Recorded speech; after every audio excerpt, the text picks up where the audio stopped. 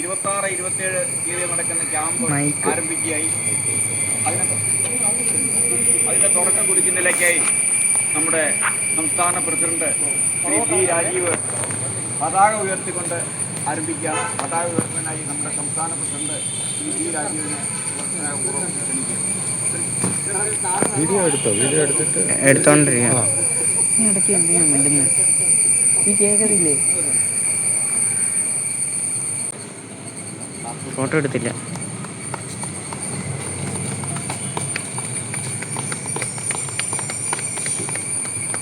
നമ്മുടെ ക്യാമ്പിനുള്ള ആൾക്കാരെല്ലാം ഇന്ന് വൈകിട്ടത്തോടു കൂടി എത്തിക്കഴിഞ്ഞുള്ളൂ. നമ്മളതിൻ്റെ ഒരു തുടക്കമാണ്. സാധാരണ എല്ലാ ക്യാമ്പിലും ഉള്ള ഒരു പ്രക്രിയയാണ് ഈ പതാക ഉയർത്തുന്നത്. ഇത് ഞങ്ങൾ ആദ്യമായിട്ടൊരു ക്യാമ്പ് നടത്തുകയാണ്. ആ ക്യാമ്പിലും ആ പതിവ് തെറ്റിക്കുന്നില്ല. നീലപ്പതാക, അതിൽ എംബ്ലം ഗാന്ധിജി സത്യമേവ ജയതി, ഇതാണ് ഞങ്ങളുടെ ലക്ഷ്യം. ഞങ്ങൾ ആദ്യം മുറുകെ പിടിച്ചുകൊണ്ടാണ് മുന്നോട്ട് പോകുന്നത്. ഏതാനും നിമിഷങ്ങളിൽ നമ്മുടെ ചീഫ് വിപ്പ് ഉൾപ്പെടെയുള്ള ആൾക്കാർ ഇവിടെ എത്തും. കറക്റ്റ് 4:15 എത്തുമെന്ന് ഇപ്പോൾ അറിയിച്ചിരിക്കുന്ന പോലീസ് ഡിപ്പാർട്ട്മെൻറ്റിൽ നിന്ന് അറിയിച്ചിട്ടുണ്ട്. 4:15. ശരി, ഓക്കെ. പുതിയൊരു നമ്മുടെ യോഗം ആരംഭിക്കുകയായി. യോഗത്തിന്റെ അധ്യക്ഷനായി നമ്മുടെ സംസ്ഥാന പ്രസിഡന്റ് ശ്രീ പി രാജീവ്.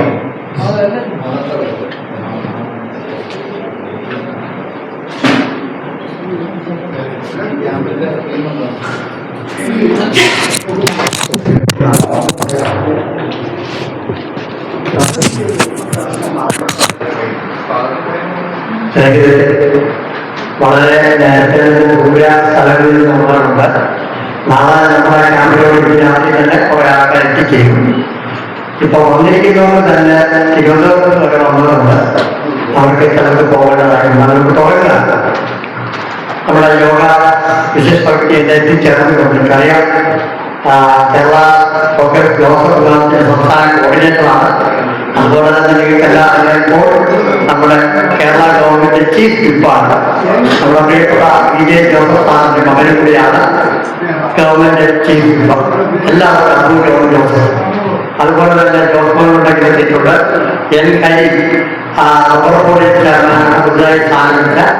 ബിനു നമ്മുടെ കൂടെ എപ്പോഴും കൂടി എത്തുന്ന ബിനുവുണ്ട്. അപ്പോൾ വന്നിരിക്കുന്ന എല്ലാവർക്കും സ്വാഗതമായി ആശംസിക്കുവാനായിട്ടും ഒക്കെ നടപടിക്രമങ്ങൾ തുടങ്ങുകയാണ്. ഈശ്വര സാധനക്കായി ശ്രീദേവി വെള്ളൂരിനെ ക്ഷണിച്ചു.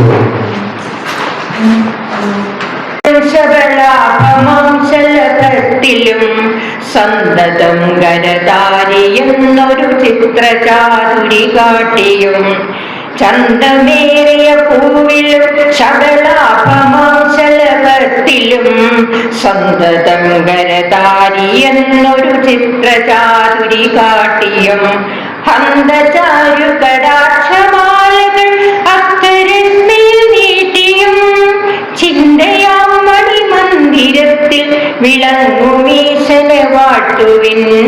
ചിന്തയാം മണിമന്ദിരത്തിൽ വിളങ്ങുമീശനെ വാഴ്ത്തുവിൻ. വിളങ്ങുമീശനെ വാഴ്ത്തുവിൻ.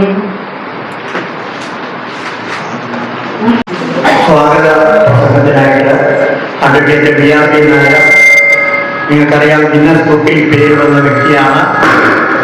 അദ്ദേഹം ഓരോ ദിവസവും നടത്തുന്ന യോഗ ക്ലാസിനെ പറ്റി നിങ്ങൾക്കറിയാം. നാളെ രാവിലെ നമ്മുടെ ക്യാമ്പ് അംഗങ്ങൾക്കായിട്ടും യോഗ ക്ലാസ് നടത്തും. അദ്ദേഹത്തെ ആദരപൂർവ്വം സ്വാഗതം ആശംസിക്കുവാനായി ക്ഷണിച്ചു.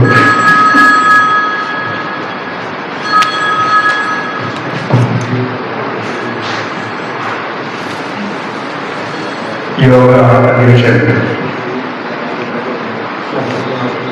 Kerala senior leaders forum president Shri B Rajeev, നമ്മുടെ ഈ യോഗം ഉദ്ഘാടനം ചെയ്യുന്ന Shri Abu John Joseph MLA government chief whip, നമുക്ക് ആശംസകൾ അറിയിക്കാൻ എത്തിയിട്ടുള്ള rubber board chairman Shri N Hari, advocate VB Binu, അവർക്കറിയാം നമ്മുടെ ഓയിൽ പാം ഇന്ത്യ ലിമിറ്റഡിന്റെ മുൻ ചെയർമാൻ കൂടിയാണ്. അതുപോലെ തന്നെ ഹരികുമാർ, ഇവിടെ എത്തിച്ചേർന്നിട്ടുള്ള എല്ലാ ബഹുമാന്യ വ്യക്തികൾക്കും എൻ്റെ വിനീതമായ നമസ്കാരം. നമസ്കാരം. ഓരോരുത്തർക്കും തിരക്കേറിയ ആൾക്കാരാണ് ഇവിടെ ഇരിക്കുന്നത്, നമുക്കറിയാം. പല പരിപാടികൾക്കിടയിലാണ് നമ്മുടെ സീനിയർ ലീഡേഴ്സ് ഫോറത്തിൽ വന്നുചേരാൻ അവർ ശ്രമിച്ചിട്ടുള്ളത്. നമ്മുടെ ഈ യോഗം ഇന്ന് ഉദ്ഘാടനം ചെയ്യുന്നത് ശ്രീ അപ്പുവാണ്. എവർക്കും അറിയാം, നമ്മുടെ ഗവൺമെന്റ് ചീഫ് കൂടിയാണ് അദ്ദേഹം. നമ്മുടെ പറയുന്നത് പി ജെ ജോസഫ് സാറിന്റെ മകൻ കൂടിയാണ്. രാഷ്ട്രീയത്തിലും അതുപോലെ എല്ലാ തരത്തിലും തിളങ്ങി നിൽക്കുന്ന ഒരു താരം കൂടിയാണ് നമ്മുടെ ശ്രീ അപ്പു ജോൺ ജോസഫ്. അദ്ദേഹത്തെ വളരെ ആദരപൂർവ്വം സ്നേഹപൂർവ്വം ഈ യോഗത്തിലേക്ക് നിങ്ങളുടെ ഓരോരുത്തരുടെ പേരിൽ സ്വാഗതം ആശംസിക്കട്ടെ.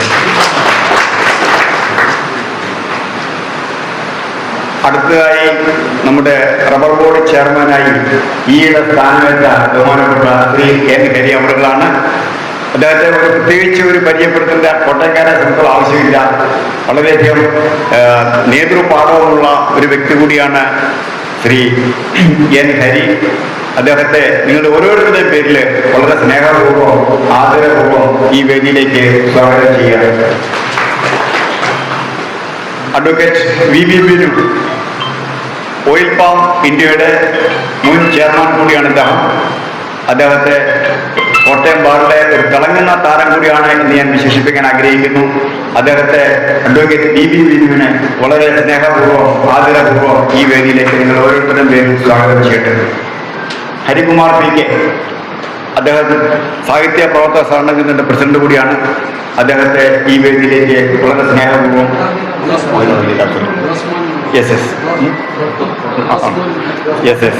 നമ്മുടെ ജോസ്മാൻ മുണ്ടക്കൽ എത്തിയിട്ടുണ്ട്. അദ്ദേഹം ജില്ലാ പഞ്ചായത്ത് അംഗം കൂടിയാണ്. നിങ്ങൾ ഓരോരുത്തരുടെ പേരിൽ നമ്മുടെ ജോസ് മുണ്ടക്കലിനെ വളരെ സ്നേഹപൂർവ്വം ആദരപൂർവ്വം ഈ വേദിയിലേക്ക് സ്വാഗതം ചെയ്യുകയാണ്. ഇൻ അബ്സെൻഷ്യ നമുക്ക് ഇന്ന് വരാനെത്തിയിട്ടുള്ള പറഞ്ഞിരുന്ന ജില്ലാ പഞ്ചായത്ത് പ്രസിഡന്റ് ശ്രീ ജോഷി ഫിലിപ്പ്, അതുപോലെ തന്നെ നമ്മുടെ MLA ശ്രീ നാട്ടകം സുരേഷ്, മുൻ government chief Shri N Jayaraj, Harikumar P K, ഇവരുടെ ഇൻ അബ്സെൻഷ്യയിൽ അവർക്ക് സ്വാഗതം ആശംസിക്കുകയാണ്. അവർ വരുമെന്ന് പ്രതീക്ഷിക്കുകയാണ്. നിങ്ങളുടെ ഓരോരുത്തർക്കും ഈ സദസ്സ് സമ്പുഷ്ടമാക്കിയിട്ടുള്ള senior leaders forum R T Shankar സാറുണ്ട്. വളരെയധികം ഞാൻ പറയാൻ തുടങ്ങിയ എല്ലാവരുടെയും പേരെടുത്ത് പറയുമ്പോഴും നമ്മുടെ അഖില കേരള ബാലൻസിക്കും അതുപോലെ തന്നെ കേരള സീനിയർ ലീഡേഴ്സ് ഫോറത്തിന്റെ വക്താക്കളാണ് എല്ലാവരും ഉണ്ട്. അപ്പൊ എല്ലാവരെയും എം സാറുണ്ട്, എല്ലാവരെയും ഒറ്റ വാക്കില് ഈ വേദിയിലേക്ക് വളരെ ആദരപൂർവ്വം സ്നേഹപൂർവ്വം സ്വാഗതം ചെയ്യട്ടെ. നന്ദി, നമസ്കാരം. Thank you.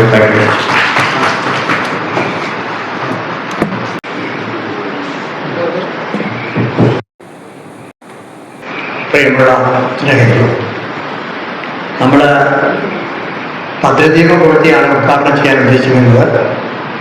പ്രിയപ്പെട്ട നമ്മുടെ MLA, നിങ്ങൾക്കറിയാം, സർവീസ് കോപ്പറേറ്റീവ് ബാങ്കിൻ്റെ ഏറ്റുമാനൂരെ ചടങ്ങിൽ പങ്കെടുത്തുകൊണ്ടിരിക്കുകയാണ്. അദ്ദേഹം വിളിച്ചിരുന്നു. അവിടെ ഒരു വലിയ പരിപാടി സംഘടിപ്പിച്ചിരിക്കുകയാണ്. എത്തിച്ചേരുമെന്ന് തന്നെയാണ് പ്രതീക്ഷ. എനിക്ക് മറ്റൊന്നും പറയാനില്ല. നമ്മുടെ കൂടെ എത്തിച്ചേരാമെന്ന് പറഞ്ഞതിൽ ബുദ്ധിമുട്ടായിട്ട് പറഞ്ഞത് നമ്മുടെ N ജയരാജാണ്. അദ്ദേഹത്തിൻ്റെ ഫാദറിൻ്റെ ഓർമ്മ ദിവസമായതുകൊണ്ടാണ് ഇന്ന് വരാൻ, അന്ന് ഓർമ്മയിരുന്നില്ല, അതുകൊണ്ടാണ് വരാൻ പറ്റാറുള്ളത്. പിന്നെ നമ്മുടെ പ്രിയപ്പെട്ട ലൈബ്രറി കൗൺസിലിൻ്റെ ഒക്കെ നിങ്ങൾക്ക് എല്ലാം അറിയാം, കോട്ടയത്ത് വളരെ അദ്ദേഹവും വരാൻ ഒരുപക്ഷെ ബാക്കി എല്ലാവരും. ഞാൻ പ്രിയപ്പെട്ട നമ്മുടെ ചീഫ് വിപ്പ്, അതായത് പി ജെ ജോസഫിൻ്റെ മകൻ കൂടിയായ അദ്ദേഹം ഇവിടെ വന്നു ചേർന്നതിലുള്ള സന്തോഷം, ആഹ്ലാദം എല്ലാം ഞാൻ പങ്കുവയ്ക്കുകയാണ്. അദ്ദേഹം വരാനുണ്ടായ സാഹചര്യം എൻ്റെ സുഹൃത്തുകൂടിയായ ജോസ്മോൻ ഉണ്ടെങ്കിൽ ഒരു കാലത്ത് ഏറ്റുമാനൂര് എന്തൊക്കെ പദ്ധതികളാണ് നടത്തിയതെന്ന് നിങ്ങൾക്ക് പറയാതെ എല്ലാവർക്കും അറിയാം. ജോസ്മോൻ ഉണ്ടെങ്കിൽ തന്നെയാണ്. അദ്ദേഹം ആ രംഗത്ത് ഒരു ശകലം മാറി മറ്റുള്ള ഡിവിഷനിൽ പോയെന്ന് മാത്രമേ ഉള്ളൂ. ഇനി എനിക്ക് പറയുവാനുള്ളത്, ഈ ചീഫ് വിപ്പ് എന്ന അധികാരം ഉപയോഗിച്ചുകൊണ്ട്, അല്ലെങ്കിൽ അവിടെ ഇരുന്നത് കൊണ്ട് തന്നെ ചില നല്ല കാര്യങ്ങൾ ചെയ്യാൻ കഴിയും എന്ന് വിശ്വസിക്കുന്നതാണ്. കാരണം അദ്ദേഹത്തിൻ്റെതായ കാഴ്ചപ്പാടുണ്ട്. കഴിഞ്ഞ ദിവസങ്ങളിലെ പേപ്പറിൽ വന്ന വാർത്തകളൊക്കെ, അദ്ദേഹത്തിൻ്റെ സ്വീകരണത്തോടനുബന്ധിച്ച് വന്ന വാർത്തകളൊക്കെ ഒന്ന് ശ്രദ്ധിച്ച്, ഞാൻ കൂടുതലായിട്ട് പറയുന്നില്ല, ശ്രദ്ധിച്ച് വായിച്ചാൽ മനസ്സിലാവും. ഇതിൻ്റെ സീനിയർ ലീഡേഴ്സ് ഫോറത്തെ പറ്റി. ഇപ്പം തന്നെ നമ്മൾ ഈ 2 ദിവസം തുടർച്ചയായിട്ട് നടക്കുന്ന ക്യാമ്പിൽ ഈ വന്ന് ചേർന്നിരിക്കുന്ന വ്യക്തികളെ ഞങ്ങളുടെ ജനറൽ സെക്രട്ടറി എത്തിച്ചെന്നു. അദ്ദേഹം ലൈഫ് ലൈൻ ഹോസ്പിറ്റലിൻ്റെ CEO ആണ്. Please doctor George Chakkatti. അദ്ദേഹം അടൂരാണ് ഈ ലൈഫ് ലൈൻ ഹോസ്പിറ്റലിൻ്റെ CEO. അപ്പം ഈ യോഗത്തിൽ പങ്കെടുത്തിരിക്കുന്ന ആൾക്കാരെന്ന് ആലോചിച്ച് നോക്കുക. അതായത് തിരുവനന്തപുരത്ത് നിന്ന് ജെയിംസ് ജോസഫ്, നമ്മുടെ പ്രിയപ്പെട്ട മാത്യു ശങ്കരത്തിൽ, അഞ്ജലിയിൽ നിന്ന്, അതുപോലെ തന്നെ എല്ലാവരും പിന്നെ നമ്മുടെ കായംകുളത്തുനിന്ന്, ആലപ്പുഴയിൽ നിന്ന്, വെള്ളൂരിൽ എല്ലായിടത്തുനിന്നും ഇവിടെ എത്തിച്ചേർന്നിരുന്നു. അപ്പോൾ ഈ ചെറിയ യോഗത്തിന് പോലും നമ്മുടെ സീനിയർ ലീഡേഴ്സ് വിവിധ സ്ഥലത്ത് പാലക്കാട് ഗുരുവായൂരിൽ നിന്നുണ്ട്. അപ്പോൾ ഈ ഗുരുവായൂരിൽ നിന്ന് ഇവിടെ വന്ന ആൾക്കാർ പാലക്കാട് നിന്നൊക്കെ വരിക എന്ന് നമ്മുടെ ഒരു കമ്മിറ്റ്മെൻറ്റ്. ഇനി ഈ പ്രസ്ഥാനത്തിൻ്റെ കാര്യം സാറ് പറയണമെന്ന് പറഞ്ഞ കാരണം പറയുന്നു. ഞങ്ങളൊരു ചെറിയ പ്രസ്ഥാനമായിട്ട് കഴിഞ്ഞ 4.5 വർഷം മുമ്പ് തുടങ്ങിയപ്പം ചില കല്ലുകടികളുണ്ടായി. അത് പറയുന്നതിന് യാതൊരു അക്ഷരവുമില്ല. ഇത് വിജയിക്കില്ല, ഇത് പോകില്ല. പക്ഷേ നമ്മുടെ സഹപ്രവർത്തകരുടെ ആർജവം, അല്ലെങ്കിൽ നമ്മുടെ വനിതകളുടെ ആർജവം, ശോഭന ജോർജിനെ പോലെയുള്ള ആൾക്കാർ, ശ്രീദേവിയെ പോലെയുള്ള ഒക്കെ ആൾക്കാരുടെ പാർട്ടി ഭേദമന്യേ നമ്മുടെ കൂടെ കടന്നു വന്ന ആൾക്കാരുടെ മിടുക്കുകൊണ്ടാണ് ഈ പ്രസ്ഥാനം. ഒരു രാഷ്ട്രീയ പാർട്ടിക്ക് നമ്മൾ അടിമയില്ല, എന്നാൽ എല്ലാവരുടെയും കൂടെ. അപ്പൊ ഇപ്പൊ തന്നെ നിങ്ങൾ ചിന്തിച്ചു നോക്കുക, ഈ യോഗത്തിന്റെ ഈ ക്യാമ്പിന്റെ പ്രധാനപ്പെട്ട പോയിന്റ് എന്ന് പറയുന്നത് നാളെ രാവിലെ 10 മണിക്ക് നടക്കുന്ന ചർച്ചയാണ്. അതായത് വയോജന കമ്മീഷൻ നമ്മൾ കൊടുക്കുന്ന നിർദ്ദേശം. എന്താണ് വയോജന കമ്മീഷൻ? ഈ വയോജന കമ്മീഷനെ പറ്റി എത്ര പേർക്ക് അറിയാം? ജപ്പാനിൽ എന്തുകൊണ്ടാണ് ഈ വയോജനങ്ങൾക്ക് നേട്ടമുണ്ടായത്? നോർവേയിൽ എന്തിനാണ് നേട്ടം ഉണ്ടായത്? ജർമ്മനിയിൽ എന്താണ് നേട്ടം ഉണ്ടായത്? ഇതെല്ലാം നാളെ ചർച്ചയ്ക്ക് വളരെ വ്യക്തമായ കാഴ്ചപ്പാട്. ഇപ്പോഴത്തെ അതുമനുസരിച്ചാണെങ്കിൽ നമ്മുടെ അതിൻ്റെ ചാർജ് വഹിക്കുന്ന ഉന്നത വിദ്യാഭ്യാസ വകുപ്പ് മന്ത്രിയാണ് റോജി എംജു. തീർച്ചയായിട്ടും നമ്മുടെ മുഖ്യമന്ത്രി ഉൾപ്പെടെയുള്ളവർക്ക് നാളെ ഉരുത്തിരിഞ്ഞ് വരുന്ന 1.5 മണിക്കൂർ നീണ്ട ചർച്ചയാണ്. വളരെ വ്യക്തമായ കാഴ്ചപ്പാട് എന്താണ് നമുക്ക് ചെയ്യാൻ പറ്റുന്നത്. ഇപ്പം തന്നെ ഇന്നലെ നിങ്ങൾ കണ്ടു കാണും, നമ്മുടെ പ്രധാനപ്പെട്ട നമ്മുടെ രമേശ് ചെന്നിത്തലയെ സമീപിച്ച് ഏറ്റുമാനൂരെ വാഹനങ്ങൾ മാറ്റണമെന്ന് പറഞ്ഞ് ഞാൻ നിവേദനം കൊടുത്തത് ഉടനടി നമ്മുടെ സുഹൃത്തെന്നുള്ള നിലയിൽ ഉടനെ ഓടുകയാണ്. കേരളത്തിലെ മുഴുവൻ വാഹനങ്ങൾ മാറ്റി സ്ഥാപിക്കണമെന്ന് പറഞ്ഞ് രമേശ് പത്രസമ്മേളനം കൊടുത്തു. ഇതാണ് സീനിയർ ലീഡേഴ്സ് ഫോറം. നമ്മുടെ SP കടലാസ് എൻ്റെ തന്നെ വന്നു. അപ്പം നമ്മൾ ആവശ്യമില്ലാത്ത കാര്യത്തിനോ രാഷ്ട്രീയ പകപോക്കലിനോ വഴക്കിനോ നമ്മളില്ല. ജന നന്മയ്ക്ക് വേണ്ടിയിട്ടുള്ള കാര്യത്തിന് വേണ്ടി മാത്രം. ഇപ്പം ഈ വയോജന കമ്മീഷൻ എന്ന് ഉദ്ദേശിക്കുന്നത്, ഞാൻ തെറ്റു പറയുന്നില്ല, കഴിഞ്ഞ കാലത്ത് ഒരു കമ്മീഷൻ ഉണ്ടായിരുന്നു. കഴിഞ്ഞ 11 മാസമായി. നിങ്ങൾക്കറിയാം, മുൻ രാജ്യസഭാ അംഗമായിരുന്നു എൻ്റെ ചെയർമാൻ. എന്ത് കാര്യം നടന്നു? ഡിഗ്രി വാങ്ങിച്ചു, കാശ് വാങ്ങിച്ചു പോയതല്ലാതെ ഒരു പ്രൊപ്പോസൽ ഒരു വർഷം രാഷ്ട്രീയമല്ല. ഞാൻ വളരെ വേദനയോടെ പറയുകയാണ്, അദ്ദേഹത്തിൻ്റെ ഒരു യോഗത്തിൽ പങ്കെടുത്തു, അവർ DA വാങ്ങിച്ചു, ഒരു പ്രയോജനം. അതല്ല VD സതീശൻ രക്ഷപ്പെടുന്നത്. ഞാനൊരു കോൺഗ്രസ്സുകാരനായിട്ട് പറയാം, ഇപ്പം വിവിധമായിട്ട് വെൽ സ്റ്റഡി ഈ ഇതിനെങ്ങനെ ഫണ്ട്, ഈ പൈസ എങ്ങനെ കണ്ടു, വയോജനങ്ങളെ എങ്ങനെ ഗവൺമെന്റ് സെക്ടറിൽ. അതായത് എല്ലാവരും മനസ്സിലാക്കേണ്ട കാര്യം, ഇന്ന് വയോജനങ്ങൾ അഭിമുഖീകരിക്കുന്ന പ്രശ്നം, അവരെ നോക്കാൻ ആളില്ല, തങ്ങൾക്ക് ഹെൽപ്പായിട്ട് ആരുമില്ല, ഞങ്ങൾക്ക് ആരുണ്ട്. ഇതാണ് കുഴപ്പം. ഒരു 60 വയസ്സ് കഴിഞ്ഞാലുള്ള എല്ലാവരും രോഗബാധിതരായിട്ട് മാറുന്നു. അപ്പോൾ ഈ രോഗത്തെ അതിജീവിച്ച് മുന്നോട്ട് പോകണമെങ്കിൽ അവർക്ക് താങ്ങായി തണലായി ഗവൺമെന്റ് ഉണ്ട്. ഒരു പ്രസ്ഥാനമെന്ന് പറഞ്ഞാൽ അവർക്കൊരു ആശ്രയമായി മാറും. അതാണ് VD സതീശൻ. ഞാൻ അറിഞ്ഞത് വെച്ച് ശരിയാണെങ്കിൽ അദ്ദേഹം ഇതെല്ലാം ശരിയുന്നുണ്ട്. ഇത് കൂടുതൽ വിശദീകരിക്കാൻ പറ്റില്ല. നിങ്ങൾ ജസ്റ്റ് നിങ്ങൾ ഗൂഗിൾ എടുത്ത് നോക്കുക, നോർവേയിൽ എന്ത് സംഭവിച്ചു, എങ്ങനെയാണ് ഫണ്ട് കണ്ടെത്തിയത്, എന്താണ് ജപ്പാനിൽ ചെയ്തത്, ജർമ്മനി. ഇവിടെ എല്ലാം വയോജനങ്ങൾ വളരെ സംരക്ഷിത രാജ്യമാണ്. കേരളത്തിൽ മറ്റൊരു ജപ്പാനാകാൻ പോവുകയാണ്. 5 വർഷം കഴിയട്ടെ. അദ്ദേഹത്തിൻ്റെ ഭാവന അനുസരിച്ച് എല്ലാവരുടെയും സപ്പോർട്ട് കിട്ടുകയാണെങ്കിൽ ഈ വയോജനങ്ങൾക്ക് നമ്മൾ കൊടുക്കുന്ന നിർദ്ദേശങ്ങൾ വളരെ വലുതായ, കൂടുതൽ പറയാനുള്ള ഒരു 15 പോയിന്റുകൾ നമ്മൾ കൊടുക്കുന്നുണ്ട്. അത് നാളെ ചർച്ച ചെയ്ത ശേഷം കൊടുക്കുന്നതായിരിക്കും ഭംഗി. ഈ വയോജനങ്ങളെ സംബന്ധിച്ച് ഇന്ന് അവരെ നോക്കാനാവില്ല. പിള്ളേരെല്ലാം വിദേശത്താണ്, അവർക്ക് ആരും പൈസ കൊണ്ട് നോക്കാനാണില്ല. ഏതെങ്കിലും ഒരു വയോജന എന്തെങ്കിലുമൊക്കെ പ്രശ്നം വന്നാൽ അയൽവക്കംകാരെ വിളിച്ച് പറയേണ്ട ഒരു ഗതികേടാണ്. ഓൾഡ് ഏജ് ഹോമിൽ കൊണ്ട് 10,000 20,000 കൊടുക്കേണ്ട ഗതികേടാണ്. അത് മാറി ഗവൺമെന്റ് സെക്ടറിൽ പഞ്ചായത്ത് ലെവലിൽ ഇവിടെ വ്യാപിച്ചു കിടക്കുന്ന കോപ്പറേറ്റീവ് ബാങ്കുകളുണ്ട്.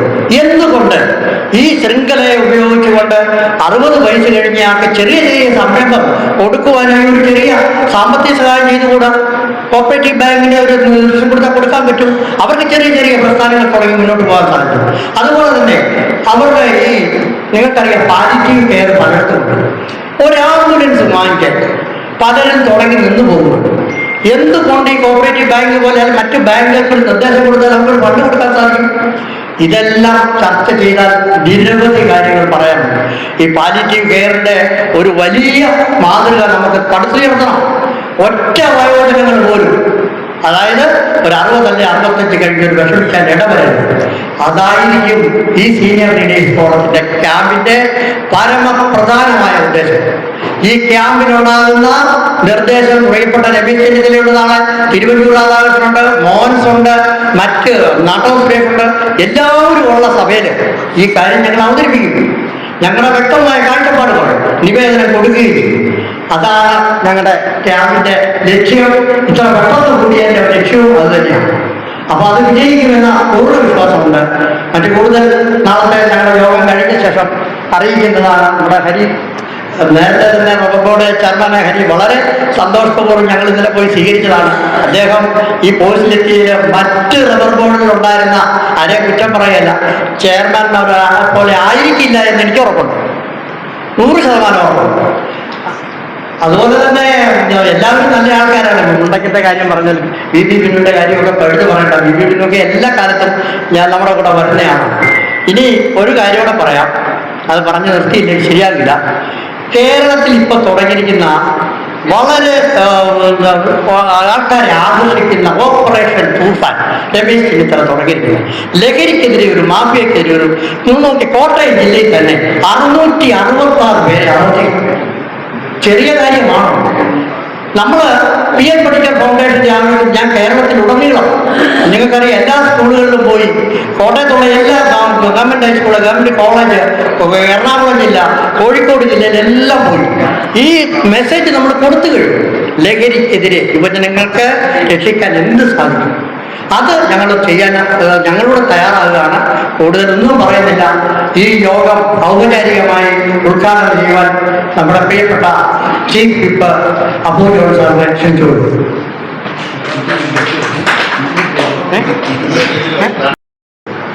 അല്ല അത് കഴിയുമല്ലോ. സുരേഷ്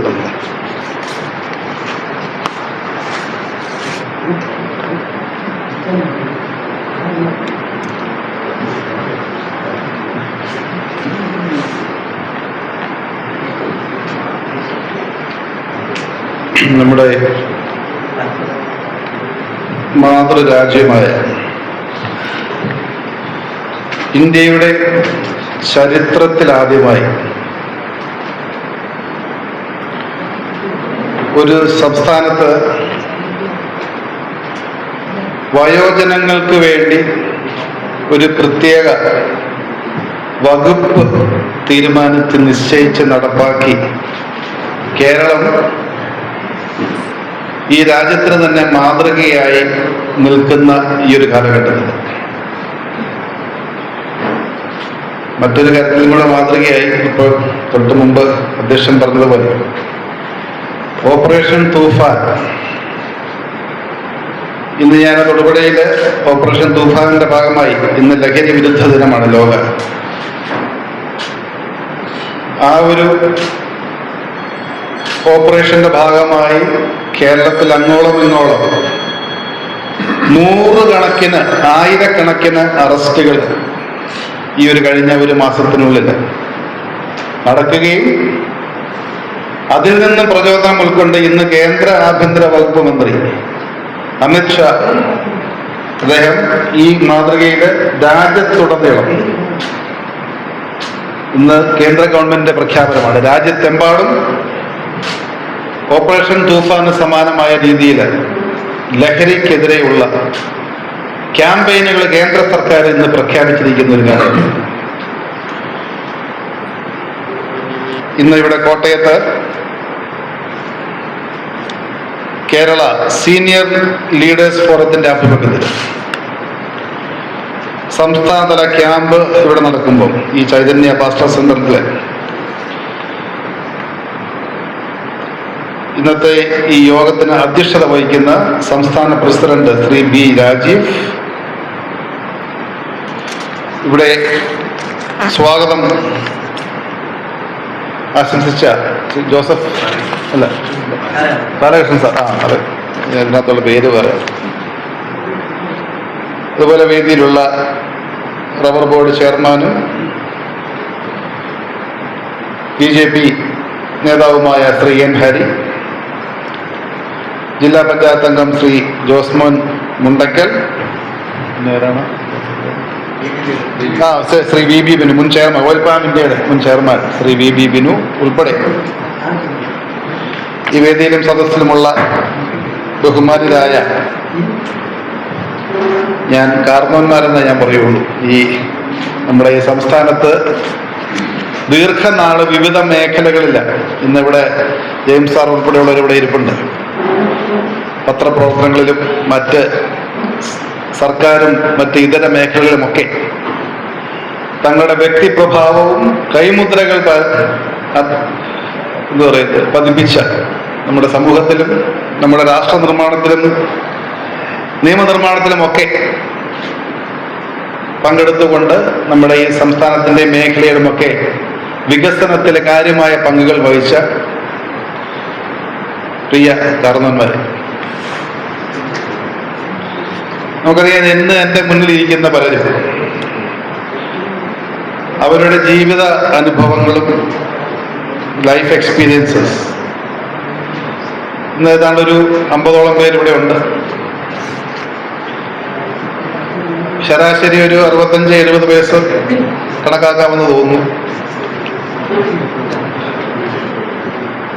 ഏതാണ്ട് 3500 വർഷങ്ങളുടെ അനുഭവം എൻ്റെ മുന്നിൽ ഇന്നിവിടെ ഇരിപ്പുണ്ട്. എൻ്റെ ചുറ്റും അത് ക്രിസ്തു മതം തുടങ്ങിയിട്ട് 2026 വർഷങ്ങളായിട്ടുണ്ട്. 3500 വർഷങ്ങളുടെ അനുഭവ സമ്പത്താണ് ഇന്ന് ഈ മുറിക്കുള്ളിൽ ഇരിക്കുന്നത്. കണക്ക് ശരിയല്ലേ? അതെ. അപ്പൊ ഞാൻ പറയുന്നത്, നമ്മുടെ സർക്കാരിന്റെ കഴിഞ്ഞ ഇടക്കാല ബഡ്ജറ്റിൽ ഇന്ററിം ബഡ്ജറ്റ് കഴിഞ്ഞ ദിവസം പ്രഖ്യാപിക്കുകയുണ്ടായി. അത് അസംബ്ലിയിൽ വായിച്ചപ്പോൾ ഒരുപക്ഷെ നിങ്ങൾ ശ്രദ്ധിച്ച ഒരു കാര്യം, സിൽവർ എക്കണോമി എന്നൊരു കാര്യം അതിൽ പ്രതിപാദിക്കുകയുണ്ട്. മുന്നോട്ടുള്ള നമ്മുടെ ഈ സാമ്പത്തിക വർഷം സിൽവർ എക്കണോമിക്ക് ഊന്നൽ കൊടുത്തുകൊണ്ടുള്ള ഒരു എക്കണോമിക് പ്ലാനിംഗ് ഉണ്ടാകുമെന്നും നമുക്കറിയാം. നമ്മുടെ സംസ്ഥാനം പരമ്പരാഗതമായി ഇന്ന് ഇന്ത്യയിലെ ഏറ്റവും അല്ലെങ്കിൽ ലോകത്തിലെ തന്നെ ഏറ്റവും ചെറുപ്പമായ ഒരു രാജ്യമാണ് ഇന്ത്യ. 28 വയസ്സാണ് നമ്മുടെ നാട്ടിലെ മീഡിയൻ ഏജ് എന്ന് പറയുന്നത് പ്രായം. ആ 28 വർഷം മീഡിയൻ ഏജുള്ള നമ്മുടെ രാജ്യത്ത് കേരളം എന്ന സംസ്ഥാനത്തിന്റെ ഇന്നത്തെ മീഡിയൻ ഏജ് എന്ന് പറയുന്നത് 36 വയസ്സ്. ഇന്ത്യയിലെ ഏറ്റവും പ്രായം കൂടിയ സംസ്ഥാനം കേരളമാണ്.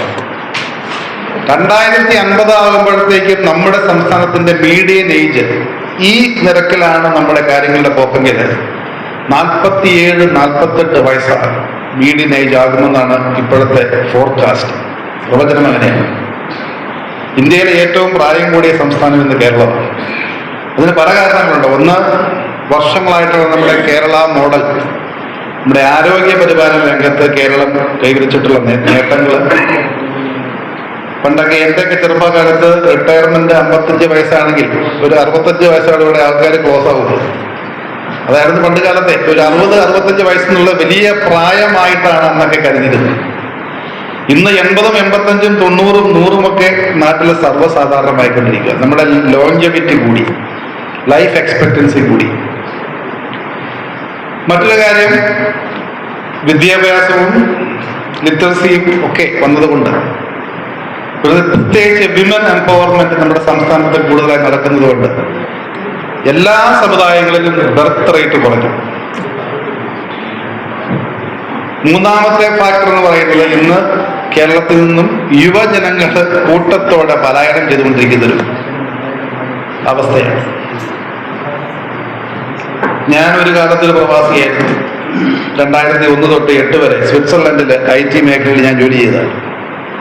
ഞാൻ നാട്ടിൽ എഞ്ചിനീയറിംഗ് കഴിഞ്ഞ് ടെക്നോ പാർക്കിൽ ഒരു 3-4 വർഷം ജോലി ചെയ്ത് തൊഴിൽ പരിചയം നേടിയതിന് ശേഷമാണ് വിദേശത്തേക്ക് പോയതെങ്കിൽ ഇന്ന് +2 കഴിയുമ്പോഴേ നമ്മുടെ വിദ്യാർത്ഥികൾ ഈ സംസ്ഥാനം എങ്ങനെയെങ്കിലും ഇവിടുന്ന് രക്ഷപ്പെട്ട് ഓടണം. അത് ചെറുപ്പക്കാരെ മാത്രമല്ല, കാരണന്മാര് വീടും പറമ്പും കുടുംബവും എല്ലാം പണയം വെച്ച് കുട്ടികളെ പറഞ്ഞു വിട്ടുകൊണ്ടിരിക്കുകയാണ്. അപ്പൊ ഈ 3 ഫാക്ടേഴ്സ് അതിന്റെ ഒരു ആഫ്റ്റർ എഫക്റ്റാണ് നമ്മുടെ ഈ ഏജിങ് പോപ്പുലേഷൻ. കേരളത്തിലെ 36 കേരളത്തിന്റെ ആവറേജ് ഏജ്.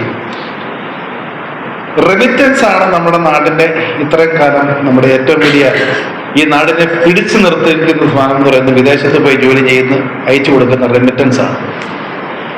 അതുകൊണ്ട് തന്നെയാണ് ഈ നാട്ടിലെ ഏജിങ് പോപ്പുലേഷൻ ഇന്ന് കംഫോർട്ടബിൾ ആയിട്ട് കമ്പാരിറ്റീവ്ലി താരതമ്യേന മറ്റ് സംസ്ഥാനങ്ങളുമായിട്ട് നോക്കുമ്പോൾ ഈ നാട്ടിലെ ഒരുമാതിരിപ്പെട്ട പ്രായമുള്ള, പ്രത്യേകിച്ച് ഞങ്ങളുടെ കാർഷിക മേഖലയിലൊക്കെ മിക്ക കുടുംബങ്ങളിലും, ഞാൻ സ്കൂളിൽ പഠിക്കുന്ന കാലത്ത് തൊടുപുഴയിലെ പുറപ്പുഴയിൽ ഞങ്ങളുടെ വീടിരിക്കുന്ന ആ വീടിന്റെ ഒരു 1 കിലോമീറ്റർ ചുറ്റളവിലെ ഏക NRI എന്ന് പറയുന്നത് എൻ്റെ അപ്പച്ചൻ്റെ മൂത്ത പെങ്ങള് തെയ്യാമാൻഡിയായിരുന്നു. അത് ഒരു 1960s അമേരിക്കയിൽ പോയത് ഡോക്ടറാണ്. ഏക NRI അപ്പച്ചൻ്റെ മൂത്ത പെങ്ങളായിരുന്നു. ഇന്ന് ഞങ്ങളുടെ വീടിരിക്കുന്നതിന് 1 കിലോമീറ്റർ ചുറ്റളവില് ചുരുങ്ങിയത് 250 കുടുംബങ്ങൾ വിദേശത്തുണ്ട്. വീട്ടില് അപ്പച്ചൻ്റെ വണ്ടി ഓടിക്കുന്ന അജിയുടെ മകള് UK വീട്ടിൽ പാചകം ചെയ്തുകൊണ്ടിരുന്ന അമ്മയുടെ മകള് കാനഡയിലാണ്. തൊട്ടടുത്ത് താമസിക്കുന്ന ചെല്ലപ്പൻ ചേട്ടന്റെ മകൾ UK ഓപ്പോസിറ്റ് താമസിക്കുന്ന ജോസിയേട്ടന്റെ 4 പെൺപിള്ളേരിൽ 3 പേരും UK ഞങ്ങളുടെ പാർട്ടിയുടെ മണ്ഡലം പ്രസിഡന്റായിരുന്ന കഴിയാങ്കണ്ടത്തിൽ ഓറച്ചൻ ചേട്ടന്റെ 5 ആൺപിള്ളേരിൽ 4 പേരും UK ഈ ചുരുങ്ങിയത് ഇതൊക്കെ വീടിന് തൊട്ട അയൽപക്കത്ത് താമസിക്കുന്ന ആളുകളുടെ കാര്യമാണ്.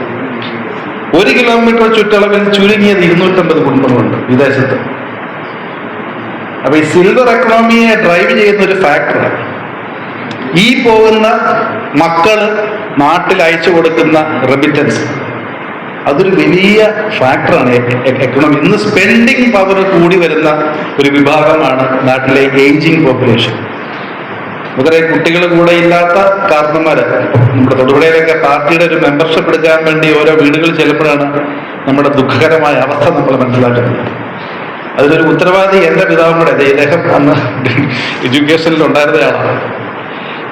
ഞാനൊക്കെ കോളേജിൽ പഠിക്കുമ്പോൾ നാട്ടില് ഇടുക്കി ജില്ലയിൽ ആകെ 3 കോളേജും ഉണ്ട്. ന്യൂമാൻ കോളേജും മൂലമറ്റ സെന്റ് ജോസഫ്സും മുരിക്കാശ്ശേരി പവരാത്മ കോളേജും. അന്ന് പണ്ട് കാലത്ത് നിങ്ങളൊക്കെ കേട്ടിട്ടുണ്ട് 10 ഗുസ്തി എന്ന് പറയണം. 10ാം ക്ലാസ് കഴിയുമ്പോൾ എല്ലാവരും പഠിത്തം നിർത്തി വീട്ടിൽ കയറുവാണ്. പകുതി പേര് പഠിത്തം നിർത്തും, കുറച്ച് പേര് ഈ ചെറിയ കോളേജുകളിലൊക്കെ പോകും, കുറച്ച് പേര് പാർലർ കോളേജിൽ പോകും. ബാക്കിയുള്ളവർ വീട്ടിൽ സാമ്പത്തികം ഉണ്ടെങ്കിൽ മറ്റ് സംസ്ഥാനങ്ങളിൽ പോകും, മറ്റ് ജില്ലകളിൽ പോയി പഠിക്കും, എറണാകുളത്തോ തിരുവനന്തപുരത്തോ. പക്ഷേ പകുതിയിലധികം പേര് പഠിത്തം നിർത്തിയിരുന്നു. ഈ +2 വിദ്യാഭ്യാസ സമ്പ്രദായം വന്നതിന് ശേഷം എല്ലാ പഞ്ചായത്തിലും +2 സ്കൂളാണ്. സയൻസ് പഠിച്ച് അല്ലെങ്കിൽ കോമേഴ്സ് പഠിച്ച് നഴ്സിംഗ് അല്ലെങ്കിൽ എഞ്ചിനീയറിംഗ് മെഡിസിൻ പഠിച്ച് എല്ലാവരും തൊഴിലധിഷ്ഠിത ജോലികളായി വിദേശത്തേക്ക് പോകാൻ തുടങ്ങിയത് +2 സമ്പ്രദായം വന്നതിന് പിന്നെ. പക്ഷെ അതിന് ഏറ്റവും വലിയ പ്രശ്നം പറ്റിയത് കേരള കോൺഗ്രസ് പാർട്ടിക്ക്. കേരള കോൺഗ്രസിന്റെ കുടുംബങ്ങളിൽ ഇന്ന് ഒറ്റ വീട്ടിലും പിള്ളേരില്ല. എല്ലാവരും ഇപ്പം കാനഡയിൽ ഒരു യൂണിറ്റ് ഉണ്ടാക്കിയാൽ കോട്ടയം ജില്ലയിൽ ഉണ്ടാക്കാൻ കൂടുതൽ ആളുകൾ ഇപ്പൊ കാനഡയിലുണ്ട്. അത് കാനഡയിലെ ഒരു ടൗണിലുണ്ട്. ഇപ്പൊ ലണ്ടൻ, ഇവിടെ മാഞ്ചസ്റ്ററിലെ കഴിഞ്ഞ ദിവസം ഒരു കമ്മിറ്റി കൂട്ടി ഞാൻ ഓൺലൈൻ പങ്കെടുത്തു. ഞെട്ടിപ്പോയി. പുറപ്പെടുന്ന ഒരു കമ്മിറ്റി വിളിച്ചാൽ അത്ര ആൾക്കാരില്ല. അപ്പൊ ഞാൻ കഴിഞ്ഞ കൊല്ലം ന്യൂയോർക്കിൽ ഒരു മീറ്റിംഗ് പോയി. ഇതുപോലെ ആ കരിങ്കുന്നം പഞ്ചായത്തിലെ പുറപ്പെടലിലെ കരിങ്കുന്നമാണ് ഏറ്റവും കൂടുതൽ അമേരിക്കൻ മലയാളികളുള്ള പഞ്ചായത്താണ്. എനിക്ക് തോന്നുന്ന ഒരു 100ഓളം കുടുംബങ്ങൾ ആ ഒരു ഒറ്റ മീറ്റിംഗ് മാത്രം ഉണ്ടായിരുന്നു. അപ്പൊ ഈ റെമിറ്റൻസ് നമ്മുടെ നാട്ടിൽ വരുന്നതുകൊണ്ട് ഉള്ള ഒരു വലിയ എക്കണോമിക് ചേഞ്ച് നമ്മുടെ നാട്ടിൽ വന്നുകൊണ്ടിരിക്കുക. ഇനി നമുക്ക് വിദേശത്തൊക്കെ ഉള്ള പോലത്തെ ഉള്ള കെയർ ഹോമുകൾ, അതുപോലെ തന്നെ അസിസ്റ്റഡ് ലിവിങ്. കെയർ ഹോമിനേക്കാൾ ഒരു പടി മുകളിലാണ് അസിസ്റ്റഡ് ലിവിങ്, കുറച്ചുകൂടെ ലക്ഷറിയസ് സ്റ്റേ ആണ്.